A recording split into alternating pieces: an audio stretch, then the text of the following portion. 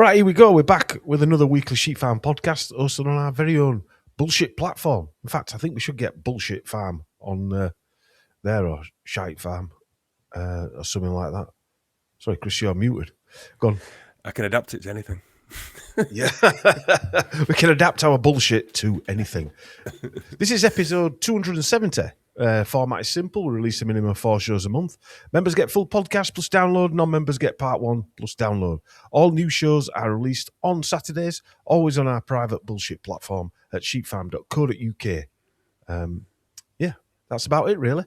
Although we can we also load them to Podomatic as well, part 1. The video seems to be going down well. People are enjoying watching it on video as well. So that were a sound investment. The uploads seem to be going smoother now, touch wood. So we're getting large files on there. Did a really good job, actually, because I know it sounds like it's boring because we don't understand it, but he's managed to compress them all down so they're not taking up much bandwidth, much space in the servers. So... yeah, anyway, it works good. You can subscribe, though, to the email notifications for all new shows, live shows, all that. And if you're not on, if you do subscribe and you don't get an email, it's not necessarily that we haven't sent it and you're not on a subscriber list. It means it's got bounced back for some other reason. Either your provider's bouncing them back or whatever it is. I do get people emailing in saying I'm not getting emails, but sometimes it's not necessarily us. We don't take anybody off our email list. You've got to unsubscribe yourselves. So, you can join Chris on Instagram and email us at info@sheepfarm.co.uk. We are going to be sending out emails to people who've emailed in for the live show on May 16th. There'll be me and Chris, Mark Devlin and John Hamer there on Saturday, May the 16th at the Pennine Manor in Huddersfield. Our annual...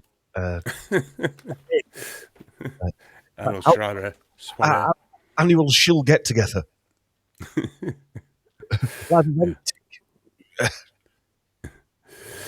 And they do live events. All right. Yeah. Tick. Yeah. Thanks for anybody buying supplements. Remember, use the promo code. It's always in the show notes. And Chris is gaping Gobs as well. I've still got some badges actually on my shop. Some sheep farm. When you say badges, right? Not badges, badges. Yeah. Yeah. Nice metal badges. Metal badges. Oh, just did that as well. You are a shill. Metal badges. I was trying to make a circle. How come you went like that, metal badges? Why did you go like that? I was trying to make a circle. Right. Badges. You didn't know, did you? You did by accident. Did that, yeah. Ah, you did it double as well. That means you're a double shill. Not just a shill now, I'm a satanic worshipper. Let me tell you, some people have been writing about in book. They're proper satanic worshippers. Yeah. Isn't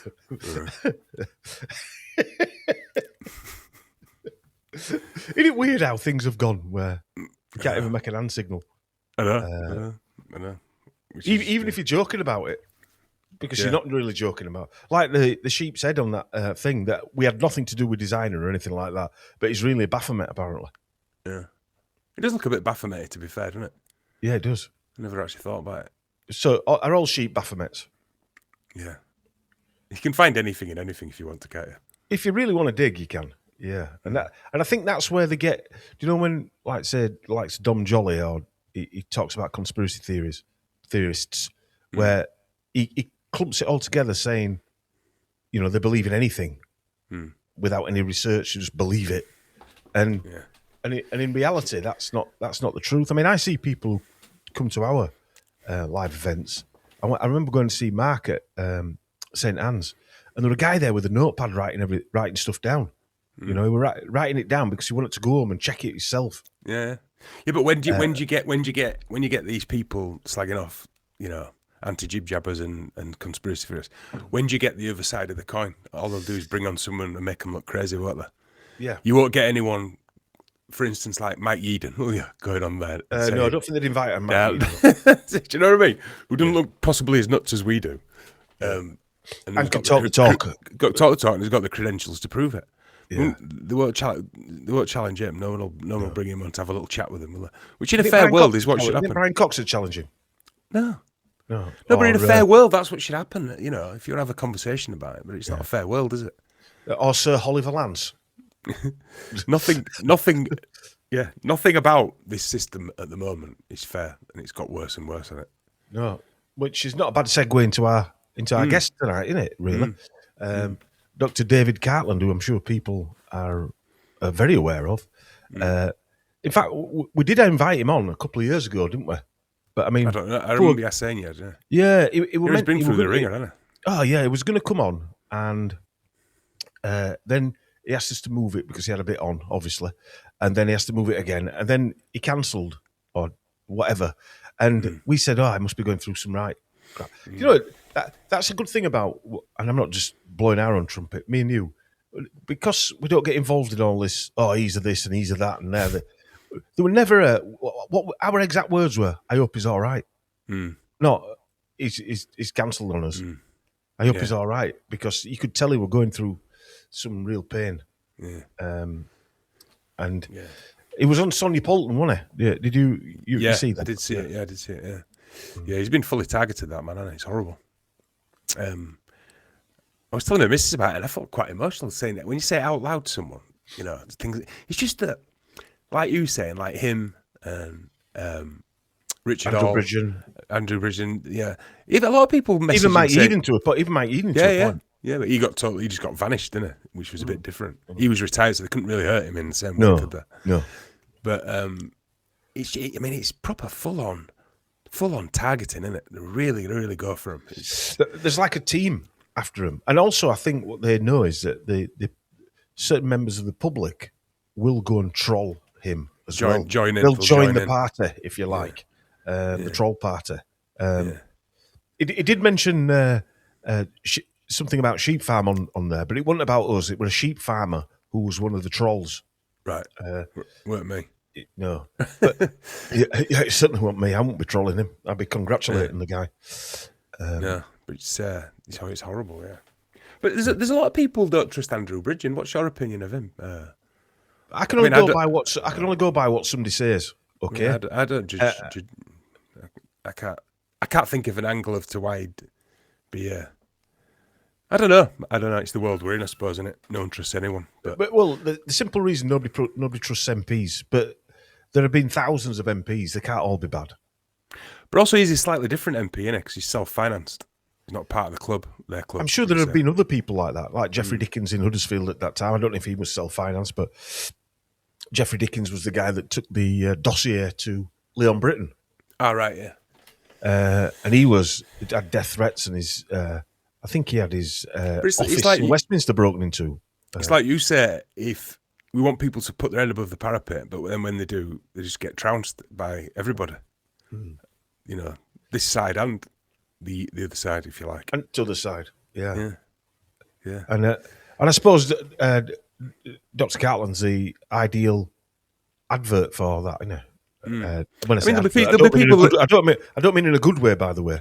There'll be people who listen to us who think some of these people are this and that. I mean, I said to you before at our last live show, after about an hour or so speaking to people, someone said, "Oh, I never trusted." So I said, "Do you know what? If everyone who said that to me would have had no guests, because everyone doesn't, I think you've just got to kind of let it go until you've got definitive proof of something, really, don't you?" Well, I look at it and think, Tony Blair wants to kill us, chippers, and whatever. Yeah. Boris Johnson wants to murder us. Sir Keir Starling wants to murder us. Go after them. There's enough people out there without being concerned about other people. Like we said, we've been called everything, Mason, whatever. Yeah. There's people who don't trust us. The irony is that I've been called anti-Semitic and pro. You don't mention thing enough. I've been called. I always deal out my race card when I've never been like that because I'm more white than I am black. So even though you've got a Nigerian head. and laugh. I forgot to tell you, Lou, Cicely saw. You can't even say that now, Chris. You've got a Nigerian head. Yeah, I can. So I won't. I know. No, do you know what I mean? Though, no, but it's not an insult. It's you've got a more African shaped head. Yeah. I took it as well. Who is it was on me and I was watching some other day and Eddie Murphy came on and Cicely went, Uncle Dom.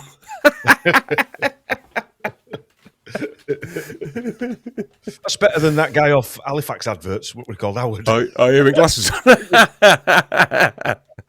Yeah. Oh, yeah. Wonder up to that poor fucker. Yeah. bit of a one-trick pony, old Howard, wasn't he? Yeah, well, bless him. He had a decent career for about, 3 or 4 years with them Halifax adverts, didn't he? Mm. Yeah. He was like a poor man's Errol Brown, wasn't he? See if he wants to come on. Yeah. See if he's awake. If anyone knows Harold. Yeah, no, I would. How do I remember his name? I don't know. I didn't know his name. I tell you, I remember his name. Aladino's son. He came on telly and he said, "Oh, is that Dom?" So, yeah, Howard from Halifax. Anyway, back to Dr. David Cartland. So, yeah, I mean, it's going to be an interesting chat. It's been sort of 2 years in the making, really. And you know what? Going back to what you said, you felt quite emotional. There's several things probably why you felt emotional. One, because it takes you back to that time. And let's face it, most of us, there was a euphoric and a helpless feeling at the same time. It was a strange period of time in 2020. I was a little bit out of it because I didn't have to mix with anybody, fortunately. But when I did have to mix with people, i.e., go to a garage to fill your car up or what have you, it was a strange sensation having to talk to people. And even now afterwards, well, I'd say the last 12 months has changed things where people are starting to question certain aspects of what went on. People who have shocked me were basically in total denial for the last 25 years that I've tried speaking to them. They started talking about it at the time, haven't they? Yeah. 6 years later. Well, they have taken the time, but it's obviously been cooking for a while. Better than never, yeah. It's very, obviously, a lot of people woke up in 2020, so people will wake up 6 years after 2020 as well. Mm. It's going to happen, isn't it? And it must have been terrible for, and we'll ask him, but it must have been terrible for someone in Dr. Cartland's position to be a doctor, to believe in all the system for so long. If he did believe in the whole system, we don't know. But for so long, and then all of a sudden get whacked around the face with a wet fish. It's not just a waking up moment. It's your whole career. Not necessarily what's happened to him afterwards, but questioning you, like Mike Eden, questioning your whole you've been had career, if you like. Purpose to an extent, isn't it, I suppose? Yeah. Must have been rather difficult, let's just say. Mm. But it's also the fact, what I find quite saddening, if you like, is the system that we all trust in will then just turn on a human being and just go after him for everything. Used to trust in. Yeah. Because we did. Yeah. Well, you always knew there were a bit of corruption and a bit of this and a bit of that, but not how vicious it was. But again, look at Richard, right? If you look at Richard Hall, he was taken to court and not allowed to show his evidence. Yeah, how does that work? Even if his evidence were making dog balloons out of, if that were, he should be allowed to show his evidence, as stupid as it is. And Dr. Cartland was the same. Because the truth should show. He should be allowed to show whatever he wants, no matter, like I said, no matter, because the truth should win, shouldn't it? Yeah, he should be able to come out and dress as a clown if he wanted to. Yeah, if that was the truth. In his undercrackers. Yeah, yeah, because he's been taken to court. He ain't taking them to court. So they can use everything at their disposal, but you can't. You can't use anything. That is where we've now become beyond the kangaroo. Do it reminds me of? It reminds me of that scene in Blackadder where they're going to shoot Blackadder. Yeah, and before it starts, he puts the handkerchief on his head, doesn't he? Which means he's going to get executed. Yeah, yeah, because he shot his pigeon, wasn't it? Yeah, Speckled Jim. But that is what these courts are now, where they're not giving you a chance to go to anybody to get any form of realistic arbitration, if you like. Like that nurse woman who apparently murdered those children in that hospital. I mean, I won't pretend I've looked into it a lot, but on the surface, it seems like shenanigans, doesn't it? To blame her for the shite hospital or whatever. They've proven that children are dying after she was locked up. That poor girl. I mean, but that's another one, isn't it? She's just been gone after and sunk. Well, unless it was a group of people doing it, Chris. I mean, I don't know. It might have been some. I won't pretend I know. I'm not saying it is. I'm not saying it is, by the way. But even mainstream, is it Letby? A name Letby? Yeah, Lucy Letby is it? Even some mainstream folk are even politicians are saying it. Yeah, they just went after her viciously. I mean, it's merciless, isn't it? Well, again, Birmingham 6 were proved that point, didn't they? Yeah. What did the judge say? If I had the power in me, I'd have hung you all. Yeah. And then they get let off. And then do you remember that guy who got done years ago for that? I wouldn't say let off, Chris. Let out, maybe, not let off. But do you remember that guy who got done for murdering that little girl? And apparently he got, and he was a bit special. And he came, I always remember it. He came out of prison and he'd been in prison for years. And he said, I'd like to settle down and maybe have a relationship. And I think he died. He just died like a year later or something. Probably just from the stress of coming back into society, because he was a bit special, bless him. And he's thought, you bastards, horrible bastards. Again, it's a satanic cult, isn't it? David Cartland's been Wakefield, I think he said Wakefielded. Yeah, must be a term they used in for people speaking out or doing something. I think he's got it worse than him, really. I would say. That's the same, really. The same. He was stripped of all his titles and everything. I don't think it's been done on this. Not necessarily, it hasn't been done to anybody. It probably has. I know Dr. Myhill. She had she was doing a similar thing with during 2020, and she had her is it GMC license taken off her?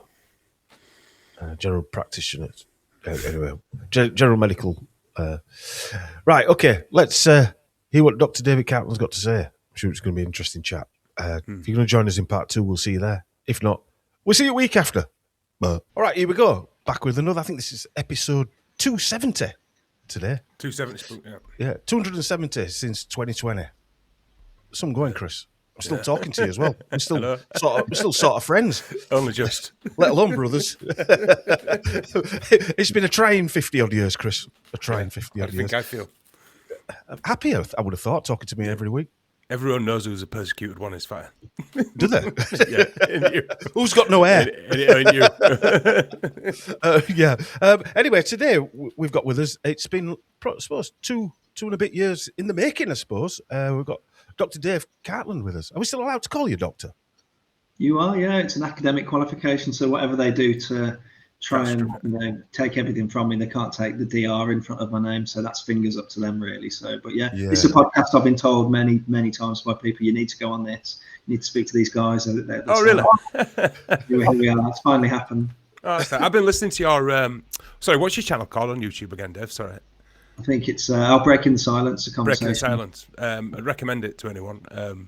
It's really good interviews with other doctors and people who've been jab damaged that didn't really happen, but it has happened, and it's a few. I kind of stumbled into that, to be honest. It was like you see, it's a very low tech setup. It was me with my old university laptop, battered, crappy camera, and the idea was a very raw, press record, let the conversations roll. And the two people I really wanted to interview were the unsung heroes, the ones that have spoken out but haven't really got sort of major hits on platforms. So just speaking to any NHS and science whistleblowers, interestingly, most of them have only spoken to me after they've left the profession. So that's a damning statement. And then I did a vaccine injury strand as well. So people have basically told me their stories. I've not told them it's vaccine injury. They've told me it's vaccine injury. So it's not those kind of wacky conspiracy theories. Yeah. And now I'm doing I'm going back over the old heroes now. So I've just done John O'Looney. I plan to do a lot of the struck off doctors. I listened to the John one. John O'Looney was a great one, yeah. I love that bit where he said it again in your, I've heard him say it before, and he said, I'm going to fight these bastards, and then when I die, I'm going to come back and fight the bastards again. It's funny because I just heard, and he won't mind me saying this because he referred to it in the interview, but he had a phone call just before we were recording. I was in the green room, and he just put his hand up to me, and he took the phone call from a local funeral parlour and saying, we're absolutely heaving. Can you do anything for me, John? And he said, I saw the unvaccinated in your fridges again. And he laughed like a really evil laugh. And they went, yeah, it's absolutely jammed full of them. And then he put the phone down. And then we did our interview. So it just shows that all the funeral directors do know. Yeah. They must do. They've got full fridges of young people clutching their chests, like with a vaccine sticking out their arm. Well, I occasionally I still occasionally put died suddenly into the search engine. and you still get it. I mean, it's actually quite terrifying because a lot of them are like 50, and I'm 52, like 52 in the 40s, in the 30s. I saw one that today, I think it was, in an Asda, I forget where it was, I think it was in Swindon. 2 people dropped dead within 2 days, just wandering around the supermarket. Yeah, it keeps happening. It happened at Norwich, didn't it? The F football team, Norwich, 2 weeks in a row, there were medical emergencies and deaths. Somebody sent me an in memoriam from an Irish, an area in Ireland, and I think there were 16 deaths, and every one of them had the word "died" suddenly or unexpectedly in it. So they don't even tell you why. There's not even an explanation of what's happened. Often, don't need to be now. I mean, the fact is, any died suddenly, as John said in his interview, it has to be post-mortem. If anyone drops dead in their home or in the street or the supermarket or the football pitch, it has to be an automatic post-mortem. They're not anymore. They weren't particularly around the pandemic peak, inverted commas. They just incinerated them, burned the evidence. Yeah, and this is a nightmare. I mean, the silence is. I mean, even for the jabbed injured, it's still silence, isn't it? It's unbelievable that he hadn't sneaked out at all. They tell me the same story. You get them, and they come to me in my health coaching capacity, and mostly what I do is listen to them, because so far in their history, they've gone into the doctor. They said, "I've had 3 or 4 jabs. This has happened," and they tell these stories of, wild symptoms, like literally multisystemic stuff that doesn't really fit into a diagnostic criteria. And the doctor, obviously, because we pattern recognize, and those symptoms mean that disease and those symptoms mean that disease, they kind of hit with this sledgehammer of symptoms because it causes absolute biological carnage. And then they say, "Oh, we'll do a few basic tests." They do the wrong tests, and they do the wrong blood, so they don't do the specific spike protein antibodies, for example, as well as inflammatory markers and clotting markers. And then they say, "Oh, there's nothing wrong. There's nothing wrong. Everything's up here. Let me offer you a sedative or a antidepressant," and then they call them functional neurological disorder sufferers. The stories are all the same. They all go to the doctor and say, "Is it the vaccine?" "Oh, no, we don't know what it is. We're really baffled, but one thing's for certain, it's definitely not the old gene engineering." Yeah, the 3-dart finish, we were calling it back in the day. Yes. That's what we were calling it. 3-dart. I'd agree with you on that, because I'd say this: in the first 2 jabs, I didn't really see that much. It was after the 3rd dart that's what really finished people, and it was exponential. I keep saying in interviews that I literally 1 or 2 things after 2, maybe 1 or 2 after the 1, but it was really that 3rd dart really was the strike. Yeah. Did you see a lot immediately then, Dev? Yeah, I mean, it was so noticeable. Now, people were coming in, and you would get discharged somewhere. Some 28-year-olds had been admitted with strokes, or 32-year-olds who've had myocarditis. I'm playing football on a football pitch in Cornwall, and one of the right wingers on the other team collapses peri-arrest. He's got myopericarditis. He had the jab yesterday. I had a woman who had a stroke the day after a Moderna, and she's being told by the staff and the hospital and the GP that it was long COVID that caused her stroke the day after a Moderna jab. This was the level of insanity, and I'm being marched out of that surgery because I can't prove it's the vaccine, while they're telling me it's this unicorn condition. Flu causes bloody heart attack. When did that ever happen? Everything. We had that period, didn't we, where it says shaking your duvet too hard, or the alarm clock. It even said the referee's whistle can sometimes call. I mean, they were trying to explain away these steps on the referee's whistle. Yeah, there was some brilliant ones. I mean, I remember, Dom, do you remember when I was driving down to Cambridge and the vaccine centre was in a shopping centre around the back of a car park, and I was driving past, and it was just the week when they'd released the first one. And there was a lady lying on the street shaking like a shitting dog, and people were like round her putting blankets over an ambulance. I went on the phone to you, one of them. I said, "I think it started, Dom. I've just seen someone lying outside jab clinic." I can't prove that, by the way, but I'd never seen that before. Oh no, if you're in a queue though, and you see somebody jabbed and they fall on the floor and seize or die, and this is what other doctors have reported, you get the bloody hell out of there, wouldn't you? You wouldn't stick around to see what they just jabbed. You get the hell out, but the people would stay dutifully in the line and get their version of the poison. It was just unbelievable. I mean, the irony behind Moderna, as I've spoke about, it's going to be in my book actually. I did some research on Rishi Sunak, and he worked for a investment company, and they were the first investors in Moderna. Yeah. And you've got to remember, Moderna have never brought a vaccine to market. AstraZeneca have never brought a vaccine to market. Pfizer didn't bring a vaccine to market. And all of the companies that were mainstream vaccine producers, GSK, etc., they never went anywhere near this. I mean, I got banned from social media for a good chunk of time because I do an interview. I'm holding up the documents from Pfizer and Moderna saying this is not a conventional vaccine. I actually run my finger along the page so I don't get accused. This is an immunomodulatory gene therapy that will never be used in humans. This was 6 months before. Guess what? They were using it in humans. Just like, and I got kicked off LinkedIn permanently. To this day, that stands for spreading dangerous misinformation, reading out Pfizer's own documents. And this is how the Chinese they have a go at the Chinese for doing stuff like this, when in reality, our world's probably worse than what's happening in China right this minute in time. We're catching up, aren't we? We're catching up. We've got people being arrested for thought crimes. We've got thinking a prayer. We've got people, being arrested for tweets that they removed 20 minutes later because they thought, my whole strike off has been about tweets. Yeah. Tweets, nothing to do with patients, no negligence, a clinical career that's been exemplary. No complaints or anything like that. Yeah. This is what we were trying to say. Look, this is Twitter spats here, and they didn't just bring in any old barrister. They brought in the top barrister in the country, and they brought in ironically, they brought in a homicide and terrorist barrister for the GMC. They're striking me off for homicide and terrorism while I'm trying to report homicide and terrorism. That's what the Matrix do. You've been matrixed. Well, in a very weird way, Dave, you've got chosen, but not in a good way. But it does seem like, literally, like you and Richard Hall, you got chosen to be made I wouldn't mind being unchosen. Yeah, I bet you wouldn't. Yeah. But there's a few people being sort of in your situation, not necessarily as a doctor, but Chris just mentioned Richard Hall. He got taken to court for questioning what had gone on in Manchester, the Manchester bombing, But he wasn't allowed to use his evidence. Now, even if everyone thought it was stupid, his evidence, which I didn't think it was, but even if he should be allowed, if he's taken to court by someone in a civil case, he should be allowed to show his evidence, even if they laugh it out of court. That's quite interesting, Don, because one of the first things the GMC did, the first when we started off, we read an email out saying that we have a group of doctors and scientists tasked with keeping misinformation off X/Twitter. Dr. Kartland is a particularly obnoxious example of spreading dangerous misinformation. That is why he became a target of our network. So you've got openly from the outset, Dr. Kartland has been targeted by a group of scientists and doctors. And would you believe, most of my complaints have come from doctors and scientists and trolls that happen to be doctors and scientists. But second thing we did was we read out some death threats towards me. And we read out some threats of violence and stalking and we did some crime numbers that we had active at the time. And we asked for a private hearing for my safety.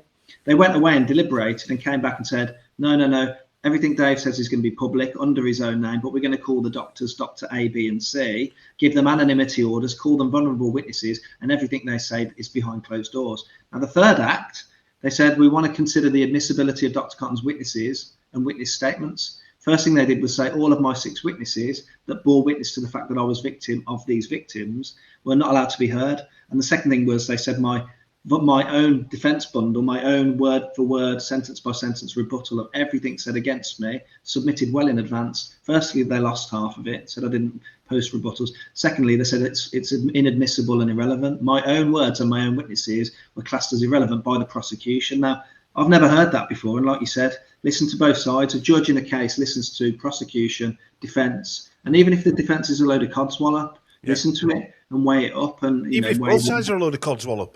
Even if they're both shit, right? And he laughs it out of court and says, you're both idiots. You should both be heard. That's what a fair trial is, isn't it? That's what call it a fair trial. We invoked the ECHR and we said, look, this is breaching his right to a fair trial and free speech. Like, we've got to strike this out. This is not the jurisdiction of the GMC. I've got an email from the GMC from last month saying we don't do harassment cases. And I've been struck off for harassment. I've got it in black and white from the assistant registrar about another doctor abusing me, saying, we don't do harassment cases. If you feel like this doctor's harassing you, go to the police, go to the courts and have a civil action against him. And I've also got the same from the HCPC saying we don't referee Twitter spats and social media. What he does in his own time, this is a real stalker. What he does in his own time online is not our jurisdiction as a regulator. So that's a regulator saying we don't do harassment and a regulator saying we don't do social media spats. But this is, again, it's clown world, isn't it? What they say you can't do, they can do. And it is clown world. We're talking about sport a second ago. With Chris into sport, right? He's never been into sport at all, right? Like swimming. Yeah, but I like. I watched sport as a youngster. Played a lot of sport. My kids play a lot of sport. And going back to what we were talking about, people dropping on football fields. I seem to remember in the back of my mind in the 1980s, I went to watch Huddersfield Town, right? And it were against Chelsea. and somebody died at the game or after the game, and I think it was some sort of medical. But that's the only one I can physically. I used to go to a lot of games. Man United at Huddersfield Town over many years, like you will have done, Dave, and watching it on TV. Never saw a medical emergency, apart from the Tottenham one with the guy who was it Bolton, who was the defender. The Bolton guy, yeah. So you can always remember the name, can't you? Because it was that rare. You can remember the name and the match in the case. Yeah. And I mean, at one time, I was watching 2 matches simultaneously on an accumulator bet. I like a bit of football betting, and I got both matches up. And at the same time, in the sort of 90th minute, both games had stopped due to a medical emergency in the crowd at Spurs and Chelsea. And you're like, well, this is unheard of, and it was happening every week. You know, they cut the cameras and said, "Oh, problem in the crowd, someone's collapsed." And so we had it last week or the week before. Norwich had 2, didn't they? Have they actually stopping the matches now?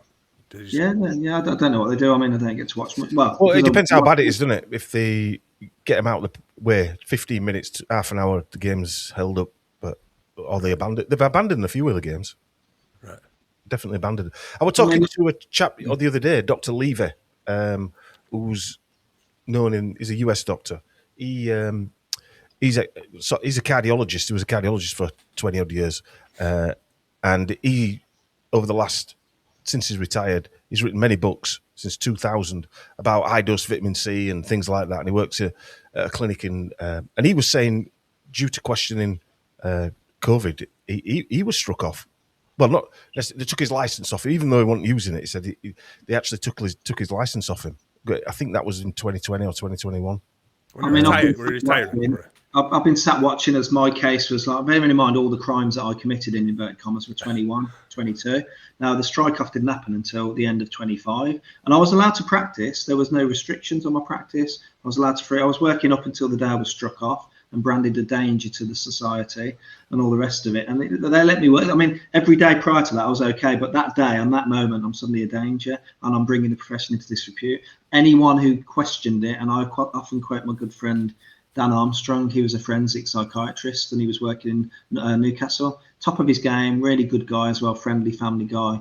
He got struck off, and if you look at the BMJ's headline, it says Dr. Daniel Armstrong struck off for questioning the safety and efficacy of the COVID-19 vaccine. That was it. The reason I listened into his hearing, and it was very much, you can't do that. It's affecting vaccine uptake. The very next week, they've got me in the dock saying, actually, Dr. Cartland's entitled to have his view. This is not a free speech issue. This is not about COVID-19 that David Cartland's here. It's because of his online behaviour and antics and misconduct.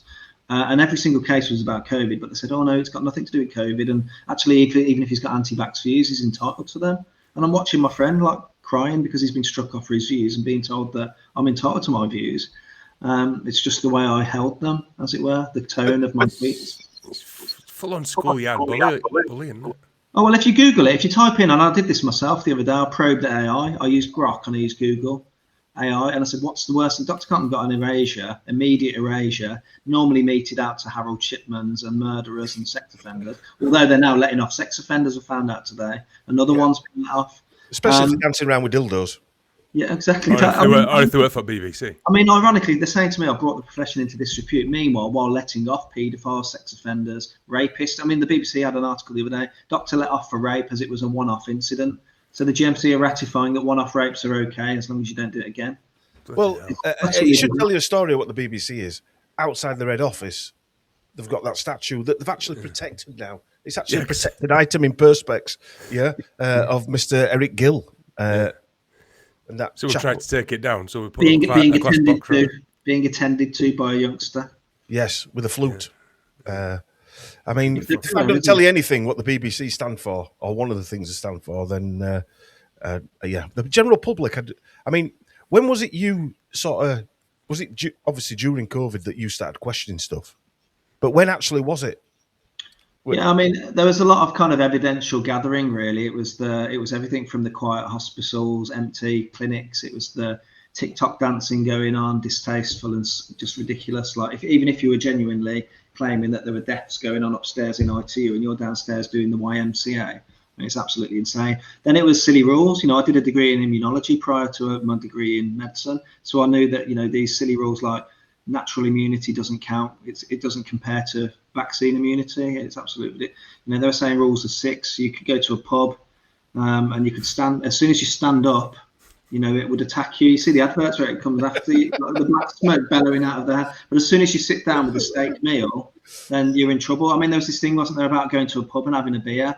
And they were saying you can't go to the beer. The government said it has to be a substantial meal. So they were buying a beer and a Scotch egg, weren't they? Yeah, I was working in pubs at the time, Dev, and I watched it all unfold. And I wasn't allowed to. I was cooking people's dinner, but if I went to the toilet, I had to put a mask on. I didn't put a mask on, but I was told I had to put a mask on. So I just wait. I could see from the kitchen there was no one in the toilet. I just dart in and dart out again.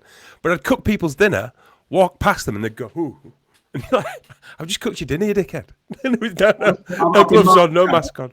I've been literally marched out of a hospital for not putting a mask on, and the mandate came in that you had to wear a mask in urgent care and radiology, but the rest of the hospital you could take it off. I'm being told in church that you need to keep a mask on until you sing. You can take it off. I'm going into a pub. They say to me, you need to have a mask on. So I go back to my car, pick a deliberately sand-stained, disgusting, dirty, put it on my face, and they say, "Oh, you were going to the restaurant, sir, tonight. Oh, you don't need to have a mask on." And you're like, I literally was marched out of this surgery because I said it's mandated, and I said, "Look, they don't work. I don't like them. I've got asthma. They give me a headache. They make me hypoxic and hypercapnic. And look at this article. It turns into a petri dish of germs and fungus within about 3 hours use. I don't want it." And said, "Well, she called me pedantic." The nurse did. "Don't be pedantic. Just put one on." But the fact what you were on about earlier, I've just remembered, it was actually like a discussion with politicians of what you should eat. What's a substantial meal? What is it? Is it a Scotch egg? Is it a pot Well, no, the Scotch egg wasn't allowed in the end. So people were saying, "Can I have a pint of lager, a Scotch egg, and a salad?" then it became the protective effect of a few salad leaves, wasn't it? You know, insane. Insane. I remember Michael Gove having a full-blown interview about that. Yeah, that's what I'm saying. We were actually a serious discussion. I did a Zoom meeting once. I was working for a homeless charity, and I was the only man in work because they're all working from home at that point. And I'm literally, how the faces appear on Zoom, ping, ping, ping, ping, and I'm sat there facing 5 doctors, senior to me, and they're sat in their home offices with masks on. And I remember having this was the day after I was marched out of the surgery for not having a mask on. So I went into a bit of a rant saying, "Look, this is what they did to me yesterday at the urgent care centre." And I said something like, "What are you doing, guys? This is your home office. What are you scared of?" I said, "Consult your grey matter," something like that. The next day, I get the chief medical officer ringing me up saying, "The 5 doctors you did the ward round with are concerned about your mental health." You know what I mean? Because you won't wear a mask in your house on your own. My mental health. I mean, this is gaslighting 101, isn't it? And that's when he should have pulled the dildo out and said, "Yeah, but I've got one of these." Well, we'll let him off. Yeah, right. We'll let him off. Don't worry about it, man. People don't know about the joke yet. They're not going to get that because they didn't. No. We'll take piss out of him later, and he won't even link the two. Yeah. We've actually mentioned him before, anyway. Yeah, we have. We have mentioned him. I mean, the odd thing. The odd thing about that is he was on a kids' program. That's the odd. I know. I'm not getting. I'm not involving you. But anyway, we'll move. We'll move on. We'll talk about it another time. Yeah, we'll talk about another. So listening to over the last few weeks some of your interviews with Sonia Poulton, things like that. These things keep popping out of the woodwork. Like you think I've got over that bit, that hurdle's crossed now, and then they send you another bit of information. And it is a little bit like the rollout of the bullshit in 2020, where they're hitting you with one thing, then a couple of days later it were another thing. It's like a tried and tested method, but on an individual basis. Yeah, for me, I mean, this has been making an example. I often think I must be a test case for, ruining a person's life, literally putting them in prison without putting them in prison. Because I've now been, the end game is that I've been rendered unemployable, unemployed, reputation in tatters, no chance of financial recovery, legal, to fight all of these cases, and we'll probably come to them one by one about the FA and the DBS in a minute, but, rendering me in a place where I can't even do my hobby of playing football now, and it's just insane. Even the minimum wage refereeing I was doing, I've been banned from. And so this has all come from that original kangaroo court decision, which was effectively a tribunal. So if you go wherever you work and you get sacked, that's about your job and not being able to do your job in the future. So fair play. If I've been found guilty of harassing these people and writing these exemptions and it broke some code of conduct, accept that. But it's had that ripple effect, which is really quite concerning, because my strap line in all of this has been, if it can happen to me, it can happen to you. And that's what you've got to worry about. We can, particularly as we enter a digital age, their digital wet dream that they want for everyone, their surveillance state, etc. If you don't do this, we're going to cut your CBDC credits or whatever they're called. It's going to be like that. It's going to be like something out of Demolition Man. I think you're right. I think you're right, though, Dave. It's a test to see how far they can and what they can do. And it's a prohibitive thing as well, because all the doctors who speak out have all been, kicked off the profession unceremoniously, one after the other, like sitting ducks. I was one of the last ones standing, and I get it all the time. It's the most common inbox message I get from doctors and nurses and scientists commending me on my efforts, saying, "Well done, brilliant, balls of steel, great. I wish we had your courage." And then I don't let them off at that. I pin them down and say, "Hang on, hold it. So you hold the same views. Where are you? Where have you been? If we had 200 of us stood there, instead you've let 10 of us take the brunt. Why not?" And they say, "Well, we've seen what they've done to you." And that's it. It's a beautiful plan, isn't it? Let's make an example of, pick off the ones that are isolated or family people and really give maximum punishment, and then it becomes a beautiful prohibition then to anyone looking at thinking, "Oh well, I did see a lot of heart attacks in young people back in the day." This is why we've got no oncologists speaking out. I mean, it's beyond all reasonable doubt that this causes cancer, aggressive stage 4 cancer in very young cohorts. I've seen it with my own eyes. I'm not making it up, saying I'm seeing gastric cancers in 30-year-olds and bilateral breast cancers in people in their 25, and they've all got one thing in common: they've had a shed load of these bloody jabs. And how many articles do you see? It's strange that the rising cancers in 30s and 40-year-olds never mention the jab, do they? They're just everything else. Well, even excess death, something as basic as that, and the public are being asked by scientists. Claire Craig, I think, was quite high up on this, and demanding the UKHSA release, very simply, of all this percentage extra deaths. Can you please disseminate, are they vaccinated or unvaccinated? What did the UKHSA say? We can't release this information. It's too sensitive, and we don't want to cause upset amongst the widows and widowers. I mean, what sort of an insane answer is that? Just tell us, were they vaccinated or not? And if they were vaccinated, then at least we know that that's the thing causing excess deaths. But they won't let the cat out of the bag. It would send shockwaves through the profession. I mean, people are waking up now. Was it about 2 or 3 years ago when they changed how they were counting the excess deaths as well? Because it used to be, if you think it used to be the 5-year average, didn't it? That's gone now, isn't it? But they changed midway and said, we're now going to count the excess deaths differently. And there is none now, weirdly. But, Well, I mean, there's all sorts of dodgy data, shenanigans and illusions, even at the beginning when they were using like absolute relative risk. So the difference between the two. So saying, these jabs are 100% effective, when actually, when you look at the two figures, they're actually minuscule, but compared to each other, there's a what they call a relative risk reduction or an absolute risk reduction. So actually, when you say absolute risk reduction, it was 0.00001.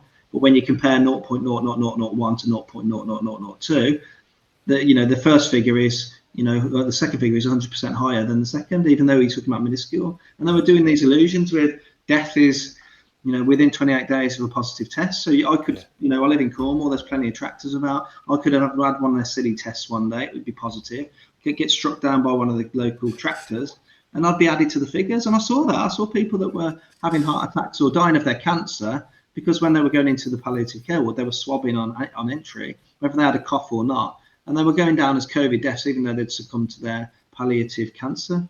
Well, my daughter-in-law was working at a testing centre. She needed a job, and they were using the tests on bottles of Coca-Cola and things like that, and they were testing positive. So the actual tests were bullshit anyway. I've seen the ones where you put water on. Again, people will say like Coke and lemon, it's something to do with the reagent, but I've done it with water and had predetermined positives if you just put it on tap water. So there was all this thing. And again, at the time, people were doing that, taking a picture of it, sticking it on Facebook and getting 2 weeks off isolation, fit and healthy.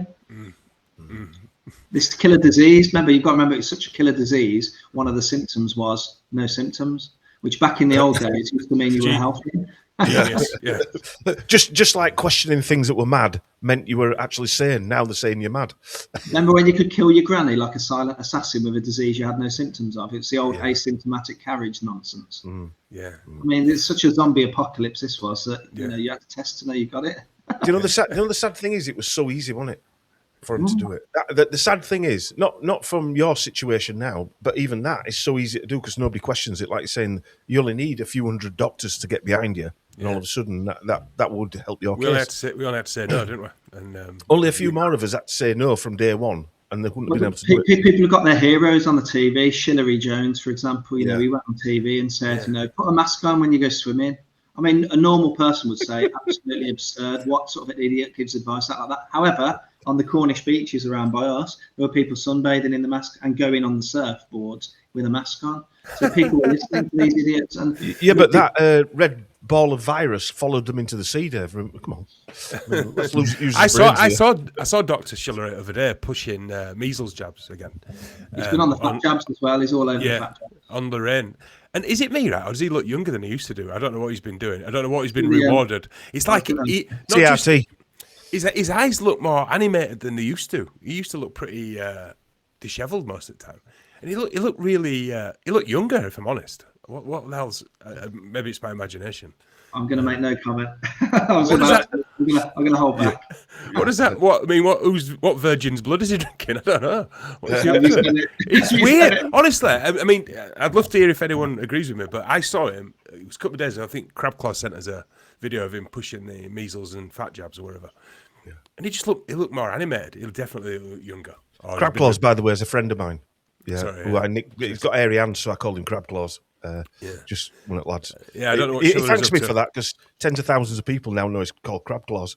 I was going to throw one in. Is it the original Hillary? That's what I thought as well. Is it the same guy? It doesn't look like him, does it? We've seen pictures of Ghislaine Maxwell this week, and that isn't her, is it? I mean, I know that's an enhanced AI version that they're throwing around, but the original one, I mean, she's got a nose. Her nose is wider than mine on that picture. Yeah, you only have to look at the Biden. You know, the Biden images. I think everyone's seen the series. I mean, it's just not the same man, is it? It's not the same man. Pulling at his latex neck, and it's yeah. Oh, he had a little tab on it at one point, didn't he? Yeah. But again, when you see stuff like this, obviously we've been talking. I mean, I'm not saying we've been talking about this for a year, but when you're talking about this stuff, and now what's happened with COVID is. The good part about COVID is that there's more people questioning what's going on, and even more now with this Epstein stuff that's come out. It's really shown the web of deceit that's going on within not even government, way higher than government. I mean, David Icke's been talking about it for decades. Yeah, pedos everywhere, as they say, and mainly in the upper echelons of organisations. And, you know, we see that now with the handing down of judgments. I mean, I'm sick to death of seeing suspended sentences for dirty pedos. And it's just unbelievable, really. And the same judges are giving sentences of prison time, custody, for people who've had tweets that they don't agree with. Post, that lady get 4 or 5 years or something like that for a Facebook post, and then the same judge let a re-offending paedophile go on a suspended sentence. We're thinking about the same person, same judge on virtually the same day. Yeah, look at that BBC guy. That BBC guy who got nothing really happened to him, did it? Just got a slap on the wrist. Nothing compared to what's happened to you, Dev. It's bizarre, isn't it? Like I'm looking around and seeing the sanction put on me. Like I say, the sanction that you get if you kill people or you've been clinically negligent or criminal, and it's been meted out on me. And actually, what have I done, really? I've called out 3 doctors. I'll give you an example. One of the doctors was an obstetrician who said vaccines are 100% safe in pregnancy. Meanwhile, knowing that pregnant women were excluded from trials, so there was no pre-rollout safety data, and suddenly making this bold claim of 100% safety, not knowing anything about it. As I say, it wasn't part of the pre-rollout inclusion criteria. So, and I'll call her out, and I called her. This is when I probed AI. What's the worst thing David Cartland did to get charged with serious misconduct? He called Dr. I think she was Dr. B or Dr. C, whatever, I forgot now. He called her an evil witch. Where you mentioned playground antics, what they did though, framed those playground antics and said, well, we don't care what she said about him. Dave Cartland called this woman an evil witch. And when you actually read, if you read in the MPTS determination, they use the 10 worst examples of what I said to this woman that apparently was harassment. And it's things like extraordinary claims need extraordinary evidence. I posted on her timeline. Now, is that not a statement of fact? Yeah. If you're going to make extraordinary statements like 100% safe in pregnancy, and I keep saying my cup of tea is not 100% safe, I could choke on it or drop it on my foot or burn my crotch or whatever. I can't say this cup of tea is 100% safe. Pregnant women won't even eat raw steaks or eggs or tuna, or they're told not to take any medication whatsoever.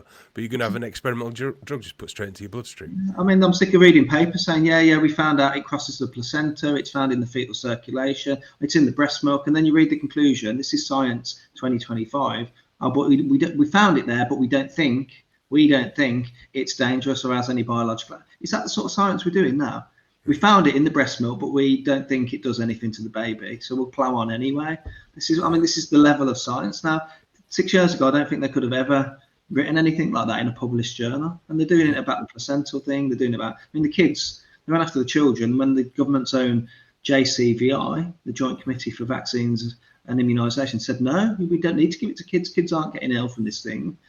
COVID was adding years to people's lives. It added 1 year average to people. I was going around saying, if you get COVID, it'll add a year to your life. That's what the data was showing. And then I was seeing that the people who'd had the 2 jabs were in hospital with COVID, and tried to scream to my colleagues saying, look, what about this jab makes you think it works? Firstly, it doesn't stop transmission. Secondly, if you look at the UK HSA data, it shows that people with 2 jabs are in hospital with COVID, or people with 2 jabs have died of COVID. Again, where you are on the scale of what was COVID, is it a fake test, etc. We were talking about that earlier, actually, weren't we, Chris? We're probably on the same page. But if let's play along for a minute and say you took 2 jabs to stop you going into hospital or dying of COVID, and the UK's data shows, and they stopped publishing this, that 80% of deaths and 80% of admissions to hospital were in the double jabbed. So what was it about this jab that you thought worked when you've got the people in hospital with the disease? They're allegedly protecting themselves, and then soon that was going higher and higher, almost towards 90. I mean, which of the product, right?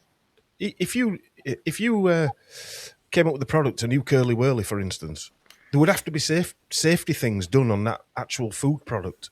Yeah, and we're talking of injecting children, pregnant women, everybody with this thing that hasn't. Well, Chris says it has been tested years ago, and they knew what was going to happen, and I tend to agree. I think they knew what was going to happen. The depopulation is. Well, there's no other sane alternative. I keep saying to people, look, whether you had AstraZeneca and had a monkey adenoviral vector, or you had the mRNA with the lipid nanoparticles, which is Moderna and Pfizer. Either way, it was finding a way of getting genetic material into your human cell. Now, as a concept, getting your human cell to make a non-human protein, particularly spike protein, is not a good idea, because if you introduce anything foreign into anyone's body, the body has got an immune system designed to attack it. So if you've got the human cell, particularly when it's biodistributed everywhere, and we knew that was the case, it stays in your arm. It stays in your arm for 2 hours or so. That's what patients are being told. And then you read the biodistribution data and find it's found in everyone's ovaries, testes, bone marrows. And those tissues are expressing spike protein. And guess what? The body attacks the cell making the spike protein. So this is why you get the clots and the immune system damage and the autoimmunity and the multisystemic inflammatory problems that people get, because it's biological carnage and the body's never come into contact with it. And they pick the spike protein of all things. Let's again go along with it and say coronavirus was a thing and the spike protein was the most pathogenic part of it, the capsid protein, how it attaches to cells. Let's get the body to not only make a non-human protein, let's make it the worst one on the coronavirus. It's just idiotic on every level. Who came up with this? And there's absolutely nothing wrong when you think about a vaccine like I'm going to be controversial now. I'm not anti-vax all the way. I'm anti-vax for everything but ACWY meningococcal. And the only reason for that is the concept. If you introduce somebody into somebody's arm a antigen for a disease, so in meningococcal case it's ACWY, and it's literally just the sugars on the capsid with saline, that's not a bad idea in terms of there's no aluminium hydroxide, polyethyl glycol, polysorbate, all the rest of it that's in it. It's just saline buffer with the ACWY antigens. That's a good idea, because then your body gets used to getting a T cell memory response, which is lifelong. This natural immunity conspiracy theory, you've got T cell memory. So if you come into contact with meningococcal ACWY, then you've got a response. It's all the other kids' vaccines. When you look at DTaP, it's got all sorts of chemicals, and when it comes down to it, and I'm hearing about all sorts of cases, social workers and jobs worth school nurses reporting families who are just saying no. And I just say to them, it's a checkmate every time you say, I will get my daughter and son vaccinated with every single jab on the programme if you just tell me the following information. Could you tell me the following about aluminium hydroxide and polysorbate 80? And if you want to throw in polyethyl glycol, what is its biodistribution? What's its reproductive toxicity? And has it got any carcinogenicity studies available? And the answer to that is no. None of those studies have been done. No. Yeah. So basically, you're going to ask me to inject my daughter with something you haven't got a monkey's idea about whether it causes any problems with reproduction. It's probably got a monkey in it.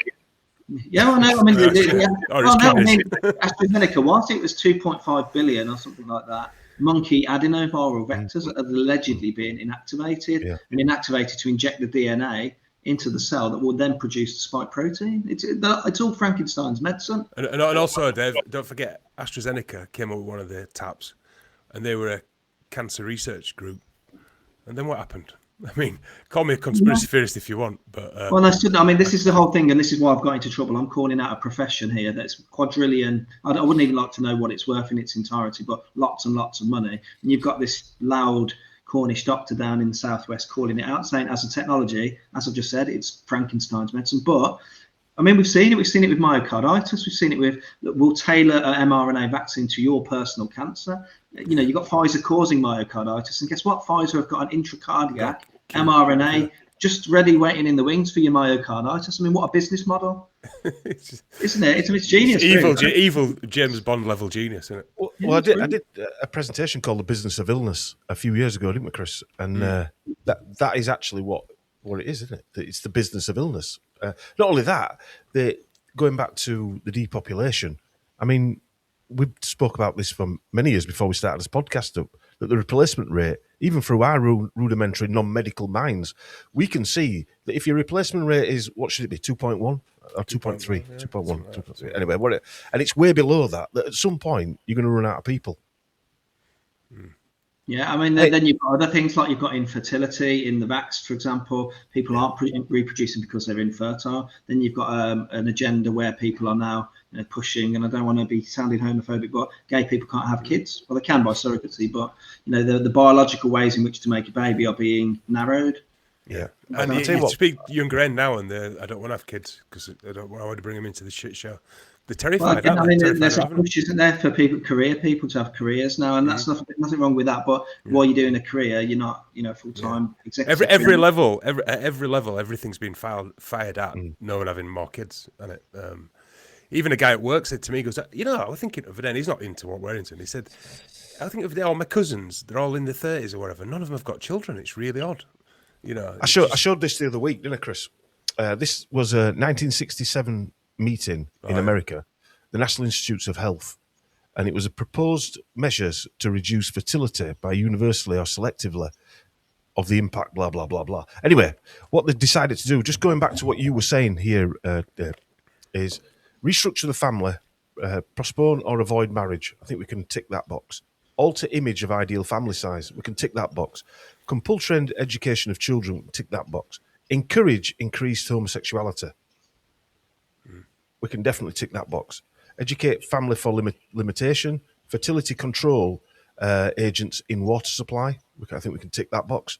Encourage women to work. I mean, this was 1967, and we can say all of that side, that social constraints side, and if you go through the other ones as well, has been ticked.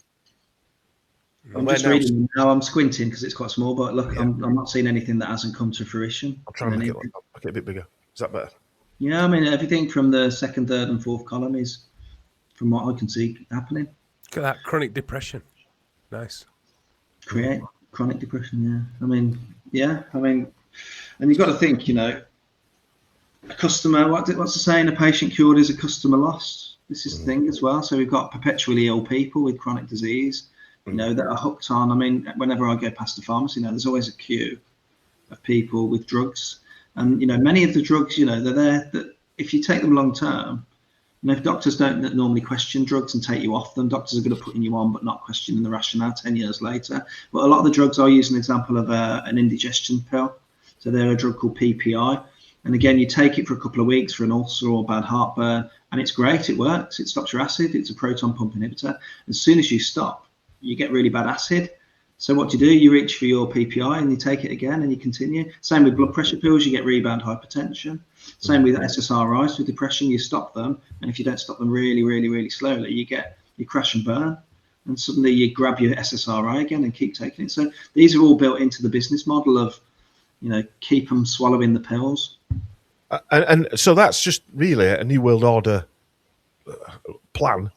I mean, how big must that be for it to, that been happening in Britain, that had been happening in France and Germany.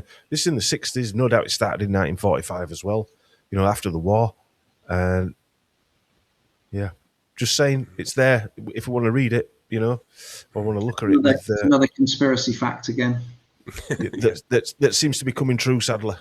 Yeah. There's not many left, is there? These conspiracy theories keep on coming true. So.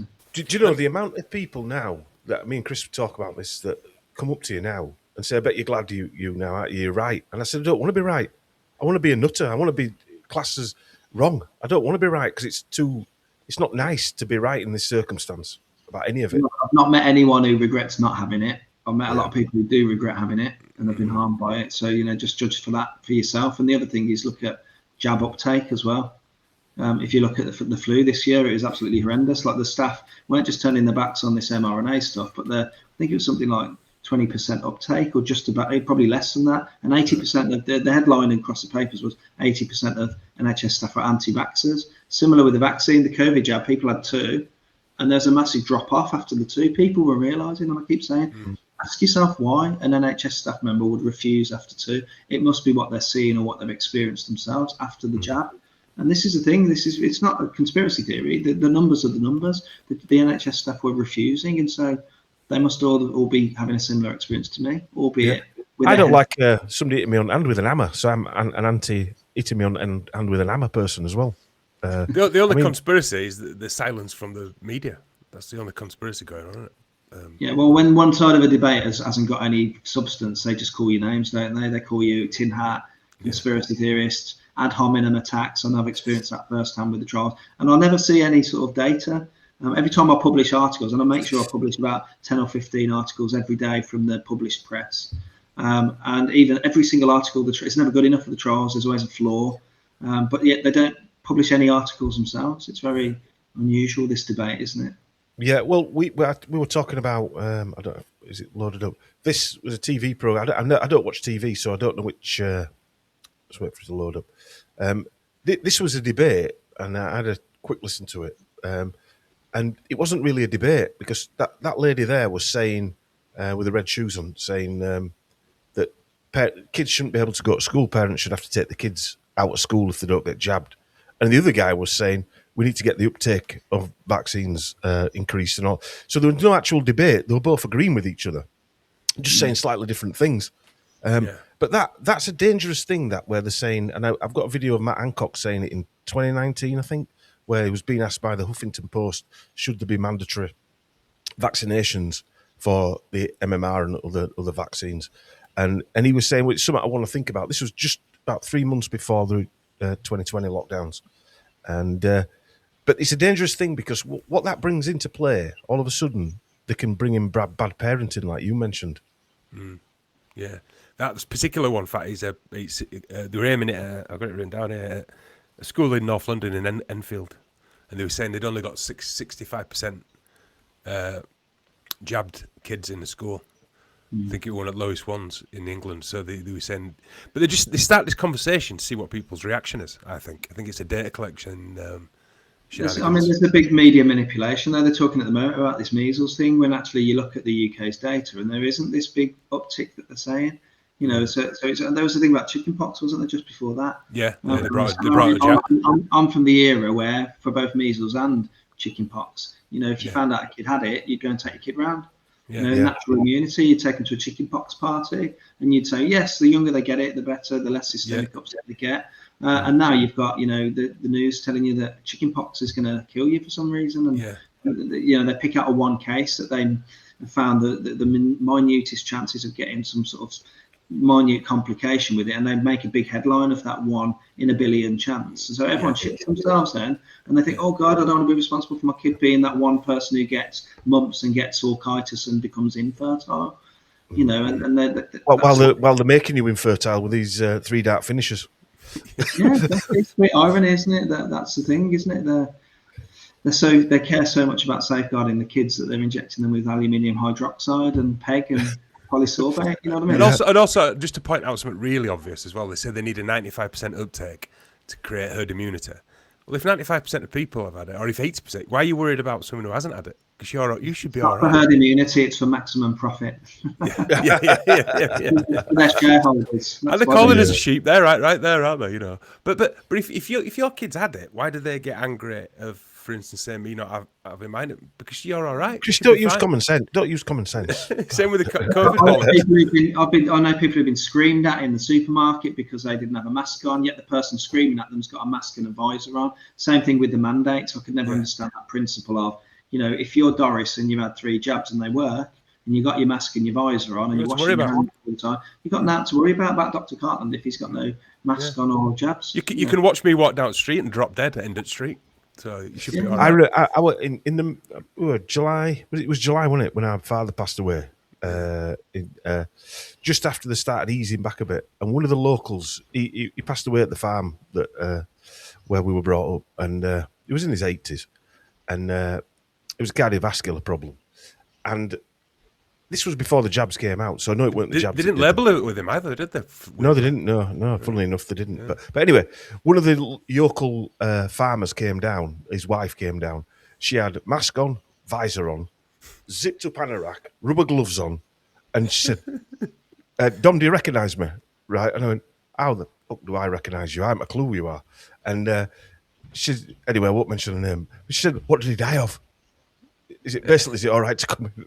Yeah. There's like a rancid cloud wandering around. Yeah, that green smoke coming out of one at windows, COVID smoke. Yeah, cloud. It was a kind of like fetishism, wasn't it? In the end, people like to be in their gloves and washing their hands, and the smell of alcohol gel and the visor. They love to be steamed up. It's kind of like almost like a fetish. Yeah, I've seen a few lately actually. I have know. Yeah. There must be. I saw a me and my wife went into Manchester, and he got out of a car. It must be, again, this is, people think it's working class versus middle class versus rich people. He got out of a new Porsche, this guy, right? It was a Chinese chap and his wife. Both had masks on. He shut his doors. I got in the lift with him, and he stood in the corner facing away, him and his wife. I'm sorry, I pressed the button, and he pressed it with his nail on his finger. And then got his liquid out and wiped his hands. Was he doing it with his elbow? Yeah, with his elbow, yeah. But faced away from me. I was dying to cough. There was a cracker the other day. I was walking on the high street in Cornwall, and outside one of these pasty shops there every 2 minutes up and down the road where I live. And there's this very obese lady sat there with a mask on outside on one of the sort of tables with 2 seats. Anyway, she's got this mask on. And the next minute, she's pulling the mask down to get a donut to stuff a big mouth in it.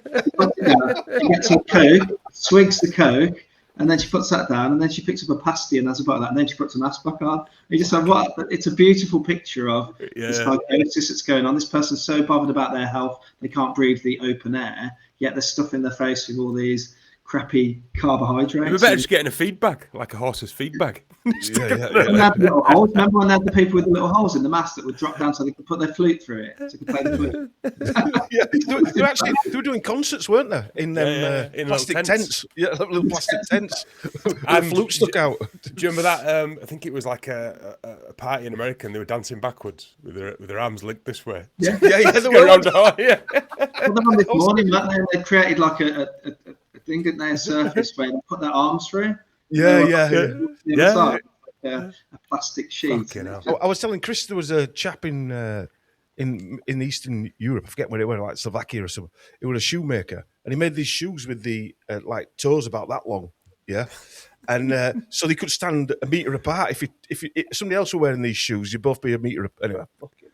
Yeah, they did it with hula hoops. They did it on the playground with kids with hula hoops. They did it with the little things that you go swimming with, the little like a rubber ring. Tube, and they were having them. They were attaching them to 6 feet, so people knew that get out of my space. I have to say, I'm glad my nipper wasn't at school because she was too young. I don't know what I said. I've had to take her out, I think, when they were doing. Yeah, honestly, I saw it even in the back end of my general practice career, and that was what I spoke out about mostly about the aside from the fact they were jabbing the kids, but the psychological stress and damage of the lockdowns, in particular shutting schools whilst you could go and have a McDonald's or go to the Grand National, yet the schools were shut. And I was saying, well, we're going to see the collateral damage of this in a couple of years. And lo and behold, I did. You've got this perpetually sad, depressed, hopeless group of people who live through the scamdemic, and they're sad and they're shocked and they're traumatized, and these people need help. And you know, while it's still not a problem and everything the government did was perfectly fine and the jabs are still safe and effective and vaccine injured people are just mentally unwell, then they're never going to get that acceptance that a lot of stuff happened that was just nonsense, and it traumatizes these people. I mean, I know people who've hung themselves because of it. I know people that have took overdoses because of it. These are real people taking real action to the mental health impact of all of this nonsense. Yeah, I don't think you can even find the suicide statistics, can you? I think they got buried a long time ago, years ago, in fact. Yeah, I don't think you'd find them. But you can't imagine what they've done to someone. Every part of it suited anything that this. It was ritualistic. I mean, when you break it all down, washing your hands, wearing a mask, all these things are all part of the Masonic rituals. All of the things, you know, isolation and things like that were a part of being initiated into some sort of satanic ritual, and it had all the hallmarks of that anyway. Is there anything we've missed and not spoken about? I've got something we've missed and not spoken about. Is there a book? Right. Oh yeah, we could do that. And if you want to do a bit about the DBS as well. Yeah, I want to do about the DBS. Yeah. I like the way you cross doctor out. Well, that's it. I mean, that's it. I mean, it says everything really. When I was planning that, you know, again, part of the story that hasn't come out is that I was absolutely idiotic and stupid enough to take 2 jabs because of the coercion, and you know, you're going to lose your job. And I didn't stand firm, and I bottled it on one fateful day.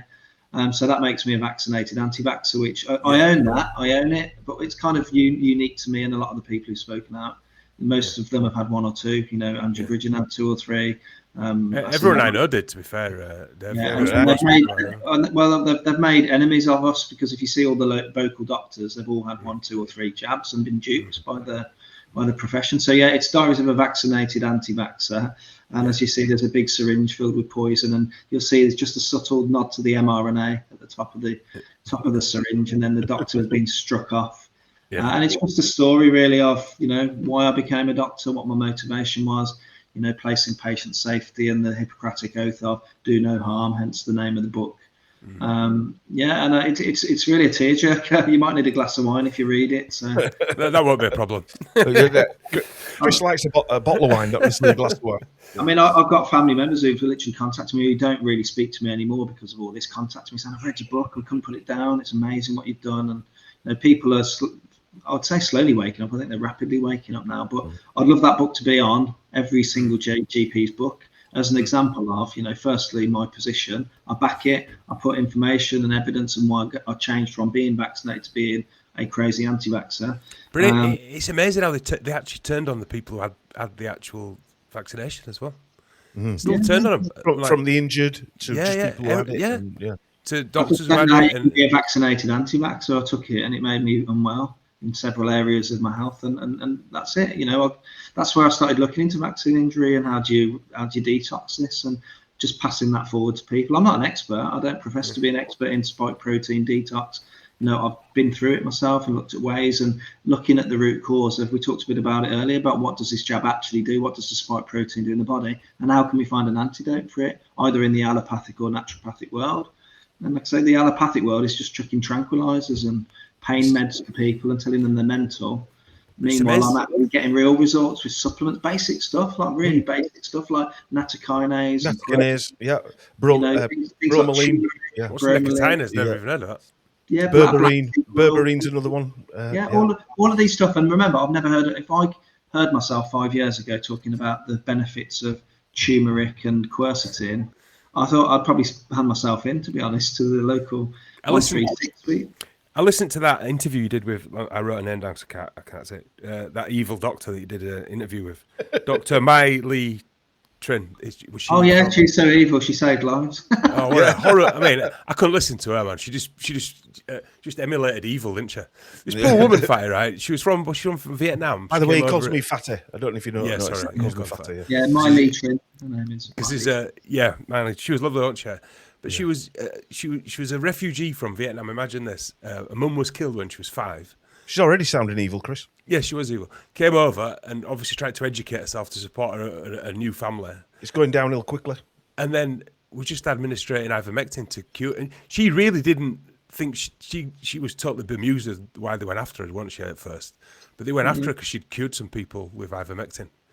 That was it. It was a patient who had refused the hospital. They were, again, we kind of disagree on COVID in the fact of did it really cause this set of symptoms. But anyway, let's follow it through. She had a patient who had COVID, had respiratory distress, had hypoxia, but refused to go in. And she might have just been poorly though, might she? Dave? Yeah, might have just had flu, exactly. But anyway, gave ivermectin, which again is very good. It's a multifaceted, multi-purpose, Nobel Prize-winning drug, not the horse paste you hear about. You know, if you type in ivermectin and cancer into PubMed, Google Scholar, you'll see that there's a hell of a lot of studies in vitro, in vivo, in animals, in humans, showing its efficacy. And I'll just leave that for now because it's illegal to cure cancer in the UK, as you know. But going back to her, yes, she cured the person. They got better. They were probably going to die of whatever was causing their symptoms, but she gave ivermectin and cured the person. Got better in a few days. And that's why she hasn't worked now for 3 years. She's incurred all the lawfare and legal stress and regulator, and they won't even give her a hearing. They just she wasn't even against the system, Dom. She wanted the person to go to hospital. They'd seen the state of the hospital and didn't want to go in hospital because they thought they'd end up getting rubbed out, basically. So they insisted on staying at home. She said, "Okay, I'll cure you. I'll sort you out at home." And then was it months later she got she got into trouble for doing it. Snitched again by one of our own as well. Again, a lot of the snitches in the profession are people who are not just disagreeing with you, they're snitching to the head teacher. The vast majority of my complaints were, of the 256, half of them were doctors. I know that because I live in SAR. So, have a word with me if you disagree. Have a word with me in the coffee room, speak to me, give me your counter arguments, and we'll go from there. Has he gone? Nipped out for him. I'm back. He's back, yeah. But there was never any debate. So what do? Again, this is like kind of World War II, snitching on the neighbours. Isn't it? Yeah. There's someone under the floorboards in that house, kind of thing, and that's what was happening. And when we saw that with the public, didn't we? The public were, the rules of 6, but we've just seen a 7th person go to that barbecue. Like, snitching on your neighbours. What are you doing? I know. And you've got to live with these people once it comes back round again. I mean, well, it also, that question of how did Stasi Germany ever exist? How did Nazi Germany? It answers all those questions, doesn't it? That's how it started. So it's not brought in by fascists, is it? It's brought in by us. I always remember when the Balkans were kicking off, they interviewed some people, and it were basically like, we lived next door to each other, and we were borrowing each other's lawnmowers and stuff. And then a week after, we were throwing grenades over the fence. Yeah, that's basically how it. I always said. I mean, I live near a Waitrose. Those old days in Waitrose, they're the ones that would have fucking hung-strung and quartered you. Remember seeing scenes of people like fighting over flour and eggs and bog rolls? Can you imagine? Imagine a society where you announce the zombie apocalypse and everyone running down to the local whatever Asda or Sainsbury's fighting over bog rolls. I remember it was a test, that one. It was an intelligence test. The first thing you think about in a zombie apocalypse is wiping your ass. I mean, people were literally getting like 6 packs of 12 into a big knocking grannies out the way. I think that literally was a data collection test just to see how far they could take us. You see it every now and again with petrol. A news article comes out saying there's going to be a short supply, and suddenly within 2 hours, everyone's queued up. People with their jerry cans and absolutely can't deal with it. Like, I remember that the last time it happened. Queues around the corner. You'd have to. I mean, my neighbours stopped talking. One of them, he had a go at me in the street. I went to give him a hug in April 2020, and we're nearly fighting with me, this old lad in the street. And I thought he was a bit of a rebel. He apologised to me, though, a few years later. I feel sorry for these people that have had all the jabs, and I feel sorry for the people who do things like push you away or use their elbow in the lift and all the rest of it, because ultimately it's a lesson in ego, really. People never like to admit they're wrong, particularly doctors. I'll tell you that's an egocentric, narcissistic group of professionals, right? Yeah. And a bullying group as well, ironically. But the public have been duped, and all this stuff they fell for. These are the people in the sea with masks on. You must feel like a complete prat when you look back and think that was me. Yeah. Well, I was the one fighting over the flag. I like to hope they do. Well, I saw a guy in one the other day, and I said to my missus, "He's got a mask on," and I said to her, "What imagine how hard his last 6 years have been. And if he's got kids, he'll have been putting it on this poor little bastards as well. So can you imagine just living There in was that? a family once, wasn't it? Recently, it was in the news about a family that had stayed in their house for the whole time, and they've just been basically safeguarding, have gone in and allowed them out because the parents put them into quarantine and never let them out. I mean, this is absolutely insane. I can't remember the details when that was now. Torture. It's like that's like the. Do you remember end of World War II when on some of them remote Japanese islands there were still thought there were still Japanese that was running out with the bayonets and stuff, doing kamikaze runs. But yeah, let's talk about the DBS. I mean, I can't believe we burnt up an hour here. Time flies when you're having fun. Yeah. DBS. So, what is DBS? DBS is the rebrand of what's the Criminal Record Bureau checks, and what that is for anyone who doesn't know. You employ somebody, you run the name through a database. Is this person a criminal, a convicted criminal? Okay, so they've had to be tried in a court of law and found guilty. The other reason you can end up on this criminal convict list is if you've caused harm to the two groups that they feature, vulnerable adults and children. Now, no one would argue with that system. It flags up people who are wrong-uns, and people who've demonstrably harmed vulnerable adults and children, which is a no-no. However, I get a letter on Halloween, comes through and says, because you were found guilty of serious misconduct and harassment by an employment tribunal, we've passed this on to DBS, as we're duty-bound to do, which I didn't quite understand, and we're considering putting you on this convict list with people who hurt vulnerable adults and children. Never really thought anything of it, if I'm honest with you. It kind of spanned over Christmas. I got my barrister from the GMC to write a kick-ass letter saying, what's this about? There aren't any children involved. There aren't no vulnerable adults involved. There is no crime convicted here. There's no harm. There's no abuse, etc. Get back in your box kind of letter. And then I got another legal guy to help support with the content of that letter. And then we got 10. I went to the trouble of 10 references from Andrew Bridger, Mike Fairclough, the head teacher, Ross Jones, the paediatrician consultant, now retired, saying, look, this is a complete misuse of the DBS. There's no concerns with Dave Cartland. He's got thousands of character references that say he's a nice guy, and he referees kids' football matches week in, week out. There's no concern. Anyway, that happened, and on, I think it's 2 weeks ago now, I got the letter through from the DBS. I had to sign for it again, and it was, we have placed you on the list. We've considered your case and your submissions. We're putting you on the list. It actually goes to the trouble of telling me how much this decision is going to mess my life up. It talks about the mental health impact, the stigma, the loss of earnings, etc., etc. And at the very bottom, it says, well, we think it's proportionate to put you on it. The reason for being on the kids list, I mean, I've never heard a sentence like it. It's something, again, I'm saying it off the top of my head and it's late, but it says something like, we're placing you on the children's list because during a pandemic, you were willing to flout international safeguarding policy and regulations, allowing people to travel with exemptions that you'd falsified. I didn't falsify any exemptions. I wrote 5 letters saying bodily autonomy is okay, refusing consent is okay, and I don't think these things work and they're quite harmful. That was it. And the GMC never even had a copy of that to even say what year or what country they were used in. So again, being found guilty of something without evidence. Anyway, that said, the DBS have put me on this list amongst criminals and convicts now. Can I just stop you there? If the GMC sort of did you because of tweets, nothing to do with your medical, how can the DBS actually say they're doing it because of medical advice or?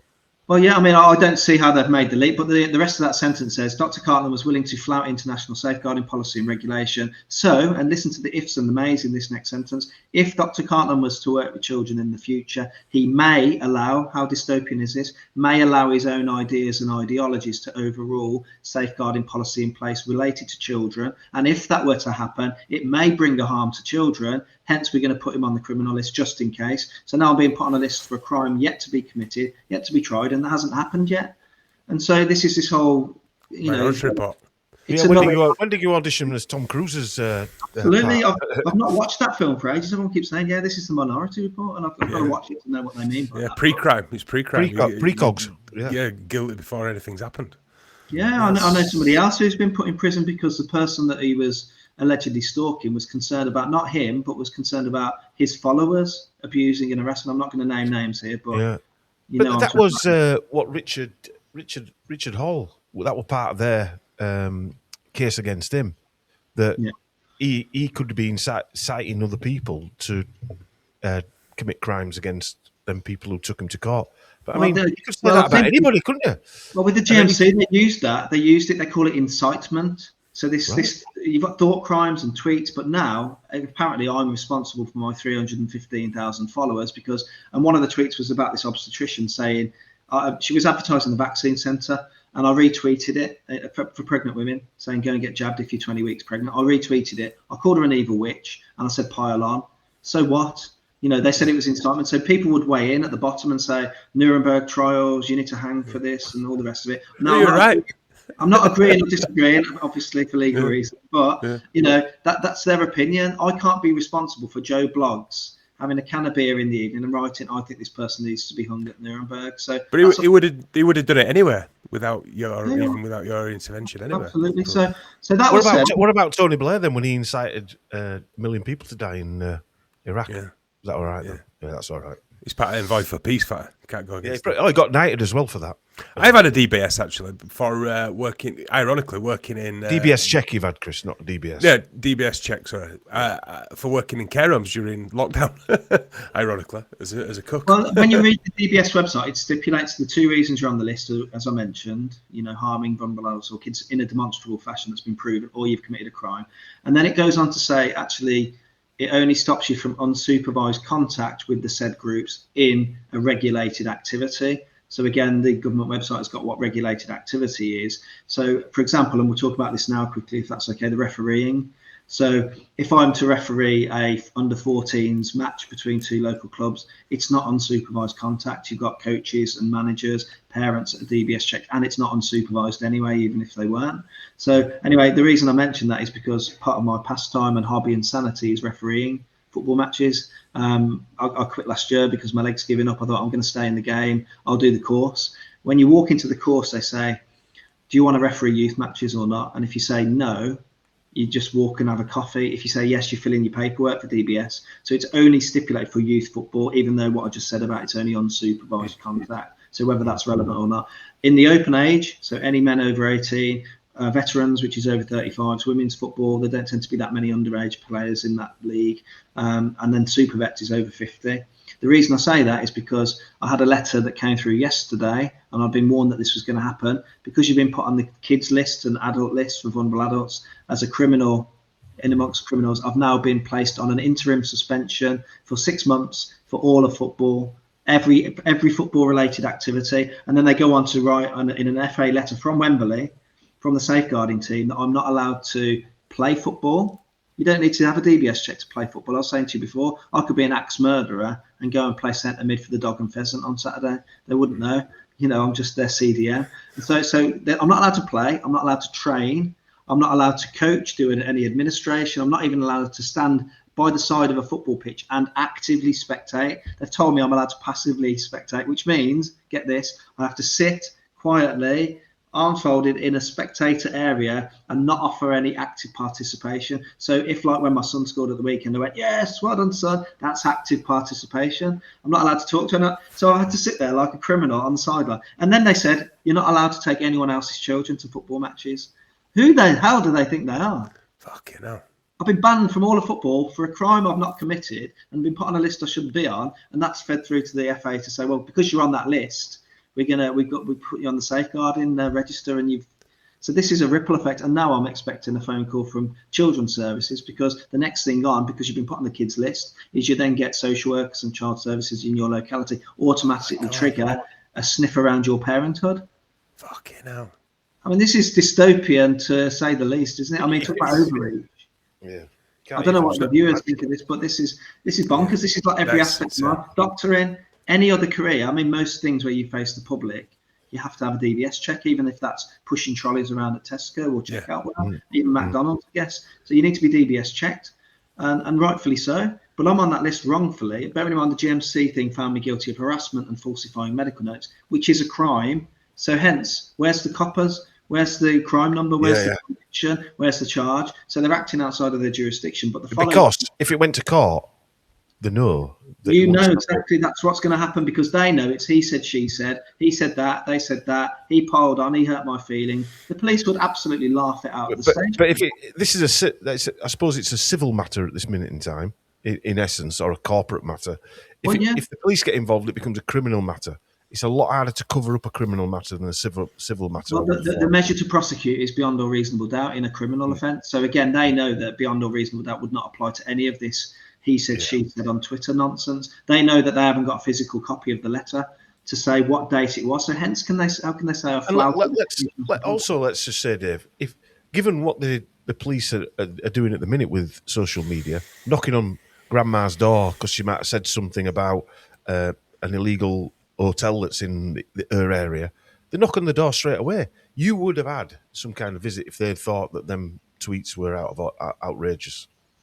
Absolutely, I know. In each case, it's funny because I evidence the fact that each of the perpetrators, each of the perpetrators of all the victims of mine were actually perpetrators, and I was the victim. And then when you step outside of it and say, right, there's about 100 trolls going after Dave Cartland. Look, I've been on Epstein's list. Apparently, I've had pictures of me with Jimmy Savile. Cartland's a nonce. There's one tonight come up, VAR, Mr. Cartland, VAR, and it turns to Cartland's a nonce. I did an interview the other day with a lady who used to be on Dragon's Den. Somebody's created an image of me during the interview, but has put Dr. Cartland is a nonce behind the interviewer. I mean, this is absolutely outrageous. Who's doing that then, Dev? Who's doing that? That's a cracking question, because you go to the police and you say, look, these people are not only doing this on Twitter and making all these memes and all the rest of it, but they're now physically contacting places of work, neighbours, ex-partners, friends. They're picking up the phone to my last employer, got phone calls on the last day saying we've had 2 males call up, concerned and saying they're going to the press about you being there. They're contacting the FA. I mean, I'm waiting to hear back how many FA reports they've had about me. And the same with the police. I went in to report 6 of them. And they said, oh, doctor, you saved us the petrol. I said, what do you mean? I said, well, we've had 6 complaints in 2 days about you, saying that you've been maliciously communicating and harassing individuals. And they read out the 6 names I'd gone in to report. So when you say, who are they? I would love to bloody well know, but you go to the coppers. I've reported 20 of them for some serious offences, including death threats, and they're not doing anything about it. They put a picture of my wife up the other day. They put a picture of my dog up and named the dog. How they know that? How did they know I was at surgery 3 hours away? They know what beach I'm on. We went to a beach in the summer and they're putting up the Sennen Cove webcam saying Cartland's family had just turned up here. How do they know this? So it's a military operation, that is, by the sounds of it. It has to be. I mean, look at the accounts. I won't name them because I don't want to give them the spotlight and the attention that they so badly crave, but they're literally accounts that post about David Cartland in Cornwall 30 to 80 times a day in that category. Bloody hell. You're saying that, and they call themselves a parody account, or they call themselves a commentary account and only post about me. And there's probably about 10 or 15 of those accounts. And all of them are accusing me of harassment and bullying, whilst calling me a nonce, and while doing the very thing. Oh, the ultimate Bravo, like I said. But who are they? I don't know. We've heard of the 77th Brigade. It's very military. We know that's what they do. It's on their website. It's not a conspiracy theory. They monitor disinformation during the pandemic. I told you about that email at the start. We're a group of scientists and doctors, and we're targeting Cartland. They're openly admitting it. And then you ask the GMC, who are these people, so I can charge them and go and get. And we're not going to take. They put a big black Pfizer line across, redact their names and details, like they did with all of the GMC complainants. I didn't get any names. The reason I knew they were doctors is they left the prefix on doctor, but then blacked out the name. So I can't take action to say this is vexatious, malicious reporting. I'm now trying to get the FA to speak to the Cornish police to say, look, these people have. You've not taken any action on these 80 complaints at the police station or 80 complaints at the FA. Can you speak to each other and work out if they're giving their identities away? And if you find out that this person's reported me 6 times to the police, it's been an FA, and the same person's reported me 6 times to the FA, then you've got a person that has got a vendetta. If they're reporting you, right, surely they'd have come and seen you. Yes, I've never had my collar felt. I've never had a crime number, nothing. I was interviewed under caution about 3 weeks ago, and they came into my home and told me the name of the individual, and it's probably second in line to, we talked about earlier, one of my victims was a sheep farmer. He was the biggest bully on the internet. Everyone knows about this guy, yet I was found guilty of bullying the biggest bully on the internet. Second in line is this other guy, I won't name his name, but I was interviewed under caution for harassing him. I've gone in with a ream of paper like that, and they've handed over 5 tweets saying, have you done this? And it was an image of the guy, and it was me saying things like, this is Mr. X, he lives in Thailand, and basically he's been posting 800 tweets about me. Does your wife know you do this? Does your wife know you've got a fetish for blokes down in Cornwall, the other side of the world? And basically they kept showing me these tweets. Did you write them? What was your intention? I said, well, I'm calling out a bully because look, this side of the table, here's a death threat from the guy towards me saying he's going to beat my head in with a baseball bat until my brains come out of my ears. That was just one of the tweets. There were several other really vicious. I mean, I know the police take stuff like that not on a normally. I remember having a member of staff going back 20 years ago, and he'd split up with his wife, and I ended up having to go and bail him out because he'd said something threatening, and they were round within. Honestly, the police went round within like 10 minutes of her complaining to police that he'd left a message on her phone saying he were coming to whatever he would say. Well, I mean, figure this out. I've got one of my trials living in Costa Rica saying they're going to bury me under concrete and use their double barrel on me. I've got another local man saying he's going to come and see me play football, referee football, and he allegedly turned up to my last match. He made me believe that from his tweeting. And he said he wants to set fire to me and use a fire extinguisher full of diesel and spray me while I'm on fire and watch me go up. Very creative. Well, they're creating images of me as Adolf Hitler with a little moustache. They're creating images of me in bed with Jimmy Savile. They're creating pictures of me. One of the most disgusting posts is one that says, Jesus fucking Christ, excuse my language. And it's got a picture of me bent over and Jesus giving me anal sex. This is and now they're starting to do videos. So one of the characters did an advent calendar about me called Babs's Advent Calendar, because they call me Babs because of Barbara Cartland, his similar name. And they did this 8 to 10 minute video every day over Christmas, 14 days, of me calling me every name under the sun. And who's got the time to do this? That's what I was just going to say. The effort going into all this stuff. Proper effort. I mean, we're in a world of AI now, so they've gone from memes to AI. And, you can create an AI of anything, can't you? Anything you want. And that's dangerous because if the police aren't going to discern that, and the police are going to look at, for example, if you've got a screenshot from Dave Cartland saying, leave me alone. This is a real example. This is the sheep farmer. I said once in retaliation, leave me alone, you sheep shagger. The GMC turned that into, it's an unwise statement. It was retaliatory. It wasn't unwise at all. It's retaliation. No, I mean, they turned it into, and they didn't care what happened the other side. That's the point I'm making. So they said, Dr. Conder's accused a fellow scientist of having a sexual interest in the molestation of sheep and bestiality. I nearly fell off my chair when I read that. But let's say I did say that, which I did. I said, leave me alone, you sheep shagger. You really need to know what happened before that. Yeah. You could have said anything offensive about my kids, about my wife, against my mom, and I've just retaliated. But they don't. They look at the screenshot without context. Also, they've got to look at the situation you were in at that particular point. One, you're getting battered from the GMC. Two, you're getting battered from idiots online. At some point, everyone's got a breaking point. You're going to react. Well, there's a phrase for this. It's called poking the bear, or the official term is rage baiting. So again, when you've got all these 15, 20, 30 people putting pictures of your wife and your dog, and I mean, we've had drive-bys by the house posting this very room I'm in. It's not available on Google Image. So that goes beyond internet name calling. Yeah. That becomes personal when they're naming what beach my children are on. And you're saying, when are the police going to step in here and help? They haven't so far. I watched the video, and it's slightly different, but it's the same. But it'll just show how bad yours is. And now, do you know the strongman Eddie Hall? Have you heard of him? The big guy. Yeah. Well, there was a guy out. There was a video that went viral of him. Some guys had parked outside on a bank holiday last year, and there were 2 cars. And he said he gets it all the time. People just parking out, hoping to bump into him for an autograph or whatever. He said they were just out there bibbing their own, asking him to come out. And he were around the back of his house, and his missus were trying to get kids to sleep, and she'd come out and asked them to move on, and told her to go do one or what have you. I mean, it's the wrong person to actually probably have a go at in it, realistically. Anyway, he'd come out and asked them to move on, and they'd told him to F off, and he'd obviously lost the plot because they'd said something to him, and they'd obviously drove off then, scared. But they put the video of him running after the car. Yeah. But what I mean is, he's getting baited to the point where he wants to tip cars over, right? I mean, that was just one day of one. Imagine what it'd be like if you were getting battered like you were with these fucking idiots on a daily basis. That's like a military grade operation. Yeah, well, I use that thing about poking the bear. So if you've got in a jungle setting and you've got kids throwing stones at the bear, with a catapult, throwing leaves and sticks, eventually the bear's going to go rah and go after the kids. Now, if you're clever with your camera, you can catch this vile bear attacking and make a good case for shooting the bear. Yeah. And what they haven't took into account is the baiting side of it. And that's exactly this whole psyop on me. Yeah. It's been bait Kartland. He's reactive, and I played into it. they're playing a beautiful game where they will use personal pokes and I'll react. But what they've done is they frame the reaction as perpetration. For example, the sheepshagger one I've just mentioned. There were several others. They were twisting things. Like I wrote an email to the obstetrician saying, can you please give me the data on pregnancy in case I've missed it? If you don't send it to me, I'll report you to the GMC. The GMC's headline is Dr. Cartland threatened retaliatory action towards a female. That's what it said. And I mean, it went on like that, and they created this narrative of, I created a parody account once. I own up to this. I did it. It was very silly. I created an account of the sheep farmer. Now, the reason I did that wasn't because I was feeling particularly internet pest-like in my evening.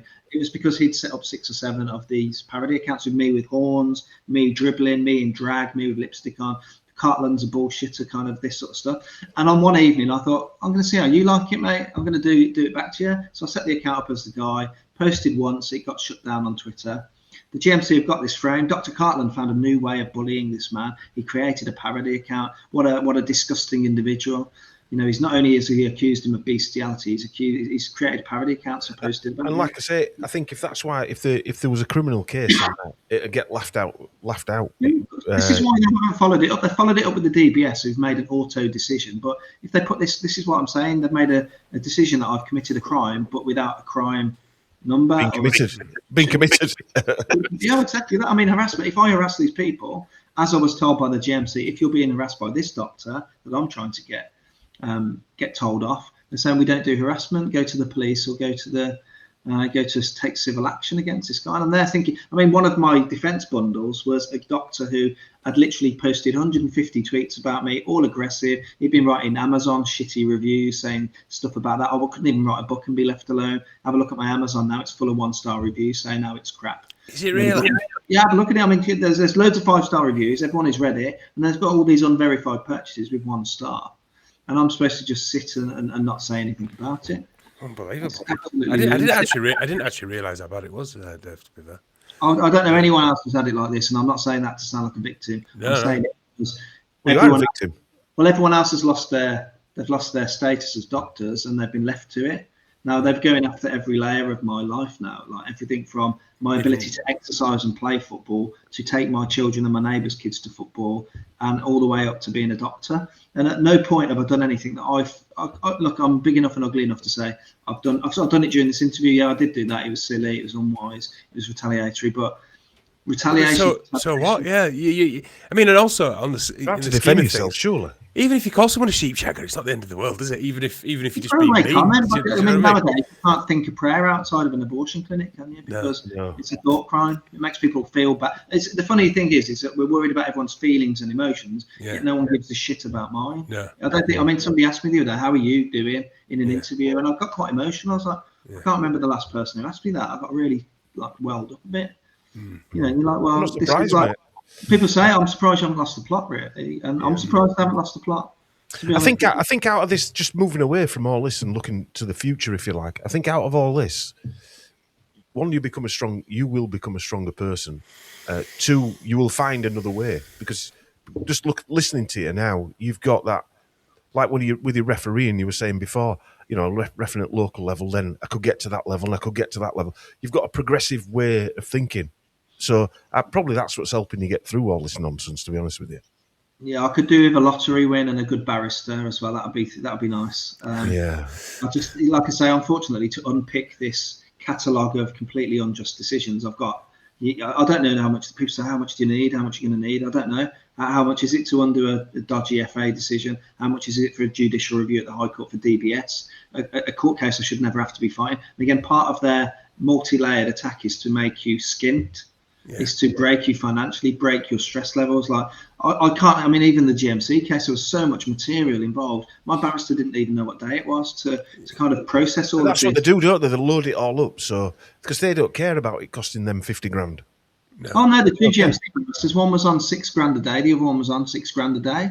It's nice work if you can get it. We were in and out of adjournments, and we weren't talking about like the average Joe public barrister. We had the highest barrister in the country, and we had a homicide terrorist barrister. I mean, bringing into referee Dave Cartland said this and hurt my feelings on Twitter. Insane. It's absolutely insane, that stuff. Bloody hell. Yeah. You got to remember all of that media slander. Just Google me later. You'll see I did. I had a look before it came on. Yeah. Terrific. And it goes on for reams of it. I wouldn't employ Dave Cartland, to be honest. I think he sounds like a right scumbag. There's a couple of people defending you, but the majority of it. I mean, even the BBC, even that. What did that woman say? But they're irrelevant. They're irrelevant, Chris, because the BBC's full of pedos. So why is anybody going to take the BBC seriously? Even that, in all of those articles, Chris, is that no one gave me the right to reply. They just took the ruling, and it would be nice to have a phone call from the local rag Cornwall Live. They wrote 12 pieces about me in 2 and a bit weeks. In fact, they announced I was struck off 2 days before I was struck off. I mean, how twisted is that? Jeez. So I kind of knew my fate. But again, this is very similar to the Richard Hall thing, where he had a stall in a Welsh market selling his items, his books and stuff like that. And the BBC, Mariana Spring, had wrote to him asking if he'd come on to do a film. Oh, not Mariana. Oh, yeah, Mariana. And he said no. Anyway, they doorstepped him at his market stall. And the same thing happened. The Welsh local council kicked him off the market stall, so he couldn't earn a living doing that. He got stopped doing his live tours, so he couldn't earn a living doing that. It was blasted all over the papers. Exactly the same as... In a different way, it's the same sort of attack, if you like. There is a playbook, and there's the same names that keep coming up, Mariana being one of them. But then you look, I mean, even now, we pinned it on the 77th earlier, there are organisations that are publicly stating on their websites, such as, and I'll name a few of them, CTI League, look them up. That's what they do. They do what they're doing to me. There's a reality team. They're doing exactly what they say on their website to me. You've got CCDH, Campaign for Countering Digital Hate. Again, wonderful sounding organisation, except the fact they do the opposite. They counter hate by hate, and they abuse and attack and troll, and to get far right people like David Kartland off the platform. Conservative Christian worldview on certain things like trans women dancing around children in libraries in Cornwall. and I'm far right because I think men clad in dildos around children shouldn't be with children. Well, we're of mixed race, and in the 80s or 70s, the far right to me were the National Front. Now we're far right. Yeah. Anyone who cares about family or what you'd say is anti-woke stuff, you're suddenly far right. Now, I'd say I'm politically quite centre, maybe leaning a bit to the right, but I'm not any of it. I'm just a human. I'm just a human who can see through their fucking shenanigans. My far right views are really extreme. I believe in medical ethics. I believe in patient safety. I believe in evidence-based practice, and I believe in not gaslighting the sick and needy. Tell me again, Chris, why we had this guy on, because you too far right for us. Yeah. Horrible. Yeah. Horrible. Yeah. What? I don't even know if we're going to be able to put this out, Chris. You'll lose your channel blacklisted. Even that woman who did your tribunal, that Claire Lindley, was it? Dr. Cartland's actions online impact others, undermine public confidence, and could damage the reputation of the profession. But even she said before that everyone always complimented what a good doctor you are. No one had any complaints about you, and she even said it's all to do with your internet posts. There you go. That's what I'm saying. Can you imagine in the past a doctor being struck off for their internet posts, however bad or extreme now? I know we're seeing it, people commentating on the Middle East, people against whether they're right or wrong or whether I agree or disagree. It's either free speech as long as it's legal or it's not. And, you can't be striking doctors off because they've got the wrong side of the spectrum. I think Britain have had the most arrests for what people say on the internet in the whole world. I think, is it 1,200 or was it last year? Yeah. China's like 200. So Claire Lindley was ever so complimentary through the whole thing. And as you read the MPTS Tribunal, there's 160 odd pages, constantly reiterating I'm a good doctor, not negligent, no patient involvement, and how they came to the conclusion. I wasn't there when they dropped the gavel on erased immediately, and they called me I was a danger to patients, even though there were no patients. I negatively affected public confidence in the profession, and I brought the profession into disrepute, so much so that to immediately erase me. And to get immediately erased, you've got to do some serious shit. Yeah. But I mean, at the very end, when they've made their decision, they're going to erase me, and they're deciding they're going to do it now or in a month. They then look at mitigations. So my mitigations were things like the doctor I mentioned earlier said he's going to come down to Cornwall, hunt me down and slit my throat in a tweet. And then he's saying certain things he'd done to my mum sexually, my mother, who's dead. And then I posted this up to the GMC. GMC come back and said, we're not going to investigate this doctor. So I used that as a proportionality argument, saying, if you're not investigating him, but you're investigating me, a bit like the email from the other day, we don't do harassment except Dave's. You know, that's the dilemma we're in. And anyway, you're not allowed to use that either, Dave. We had a pile of character references. I think it was 340, in fact. And I went on Twitter and I said, anyone wants to give any character references, please write into the GMC on this generic email. And I put, please inundate them. So anyway, the conclusion was, are we going to take into account Dr. Kartland's references? And they said, no, we're not, because they were illegitimately sourced. He put a post on Twitter saying he was trying to garner references from his followers. I mean, if you want a reference, you have to ask for it, don't you? Yeah. You know, you have to say, oh, boss, you know, he worked for you 2 years ago. Can you write a reference for me? Is that illegitimately sourced? Well, not with that, though. Well, no, the second thing was, I said, all the people who wrote these references, bearing in mind it was neighbours saying what a nice person I was, and people, referees, and people, you know, staff and patients, etc. They said the people who wrote these references, not only were they illegitimately sourced, but the people who wrote them didn't understand the particulars of the case. It doesn't matter what the particulars of the case were. It could have been a murder trial, a petty theft, or a silly kangaroo court at GMC. But you know, you read the bloody references, like the witnesses. Listen to the witnesses. You can call them nonsense afterwards. I can tell you now, none of the 6 witnesses were nonsense. I wouldn't have picked them. There were 6 very, very important witnesses proving that my victims were actually harassing me. Yet they were not allowed to give their evidence. I mean, how much more of a kangaroo court can you get? Not even listening to his references. I mean, hang on a minute. It keeps popping out. Did you do that? I think it's my connectivity, to be honest with you. Here, I live in the sticks. I live out in the sticks, and connectivity keeps going. But one of the things is, so they can't take the references seriously because they were on Twitter, but they can take your posts seriously. The same thing. What hypocrisy? Yeah, just madness. You know what I mean? Here we are. Here we are. Okay, then. I don't know whether this will go on YouTube, to be honest with you, because we've been talking pretty free. Our channel is very heavily censored. It has been shadow banned since 2020, November 2020 or 2021, when we put a video on. The BBC had released a video, ironically, of young people collapsing at football matches or sporting events, and this was pre the jab rollout, and or to children, pre the jab rollout to children. And I put a little comment on top saying, do you think the BBC knows something? Or something like that it was. And it went viral. It's the only video that I've ever put on that's gone viral. Like it was going that quick round, he couldn't see it. With like a slot machine. And it went like 500,000 views, six. And then I got a letter from the BBC solicitors saying we're going to sue us for misrepresenting their video.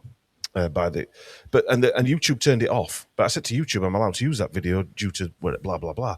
So they turned it back on, and they really came down heavy. Anyway, I think I'd already done what we needed to do, but yeah.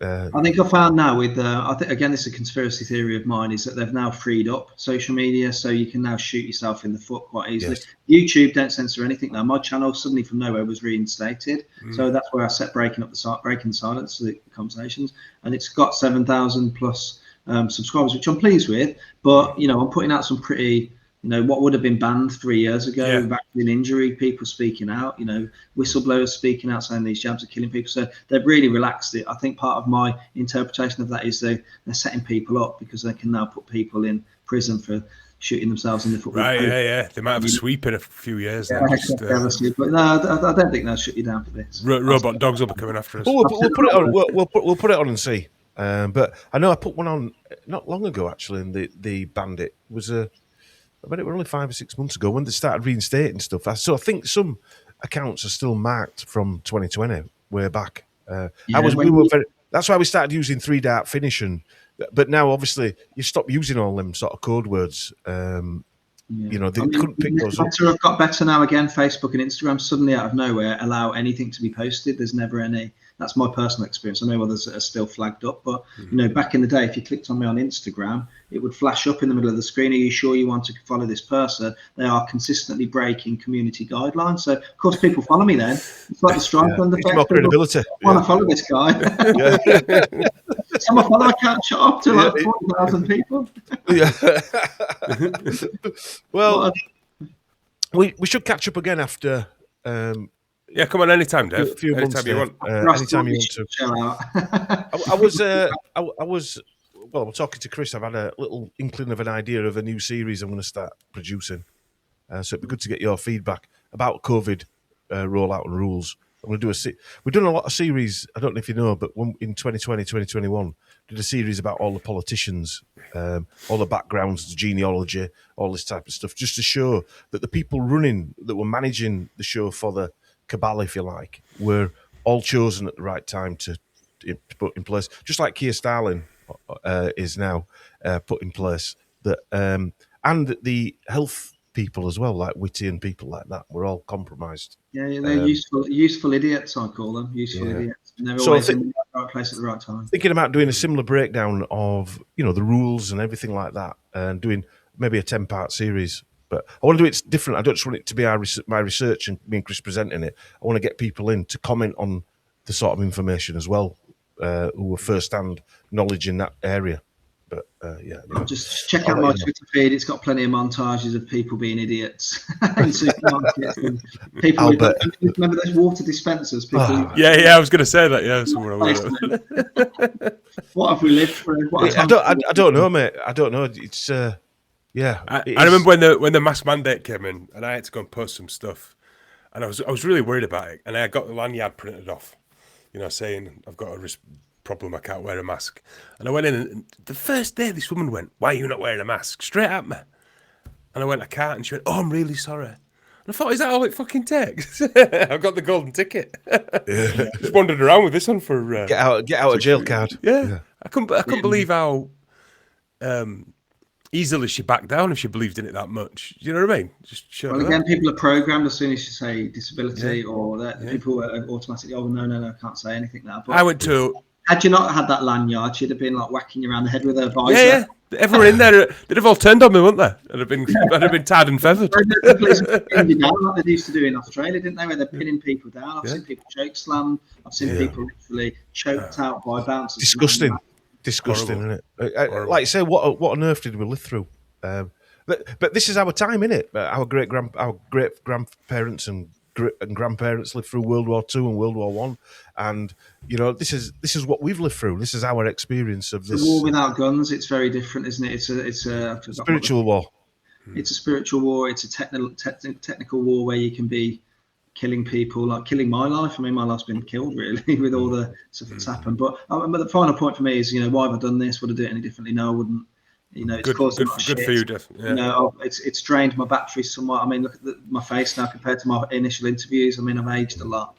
But the fact of the matter, I think about my grandkids that yet to be born. Yeah. I've got the chance through 4 children to have grandchildren, and I've got to look back and say, I did it. Did the right thing. Granddad spoke out. Watch his YouTube channel. Read his book. Yeah. I mean, I was going to ask you. 100%. It's probably not the right question to ask online, if you like. But what are your plans going forward? No, great question. I'm still in the wound licking stage. If I'm honest, I'm still feeling the injustice of all these things. And when they keep putting barriers up, it's very hard to not feel a little bit punch drunk. The analogy I use, I feel like I've been doing 12 rounds and I'm losing badly, and I'm waiting for that final bell. But there are lots of things. I mean, once you've hit the bottom, there's only one way to go, isn't there? Up. And I've got lots of good people around me offering me support in terms of ideas, opinions, ways of practicing, in different ways, holistic practice, parallel systems that don't need the general murdering council to be medical council. but also, I mean, I know people have done like GoFundMe's to, for instance, if you pick the Limping Impala out of the lots, let's just say it's the DBS, for instance, to go and sue. Let's just say somebody give you, it probably cost you, I don't know, 50 grand to do that. I'm sure that there'd be people willing to help. But I would be, because I mean, I've got a crowd fund for it. But the problem is that you don't know how much you need when you start these proceedings, and it can very quickly escalate. If I had somebody who was like a philanthropist or somebody who was absolutely loaded, it would be perfect. And I said to people, if you can work pro bono as a barrister for me and I win compensation, look, you can have half of it, 3/4 of it. It's not the money. I don't care. I want my reputation, my career back, my refereeing back. Have it. But if somebody would just give me that peace of mind in the current financial circumstances to say, here's 50 grand. Let's get this DBS thing reversed, and you'll sue them for 100. Just give me my money back then. And like I say, if anyone's watching that happens to have a spare or wins the lottery at the weekend, maybe send it. Because sadly, freedom does come at a price. Not just what you're paying at this moment in time, but from within the system, it does come at a cost, whether we like it or not. I can vouch for that.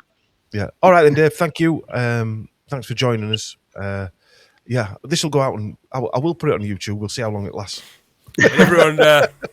I reckon it'll be all right. I think it'll be all right. Do you put it on other platforms as well, or is it just YouTube? Do you know, ironically, we built in 2021 when we started getting turned off. I said to Chris, we need to build his own back end, if you like. So I built his own back end, not personally, but I got somebody who knew to do it. So we actually we upload our own videos to his own website, as well as YouTube. It'll be on your own website anyway. So you can hear this conspiratorial conversation we've had. Yeah, I'm sure our listeners are used to all this nonsense, but it's good. It's not good hearing your story, but I suppose it is, because this is freedom fighting at its best or worst, whichever you want to look at it. Yeah, and go back to my original strapline, which was, if it can happen to me, it can happen to you in this dystopia that we're living in. And they can minority report you. And that's the plan, isn't it? By the seams of it, that's the plan. Well, you were Andrew Wakefield, weren't you? Basically, I call it being Cartland did now. Right. Yeah.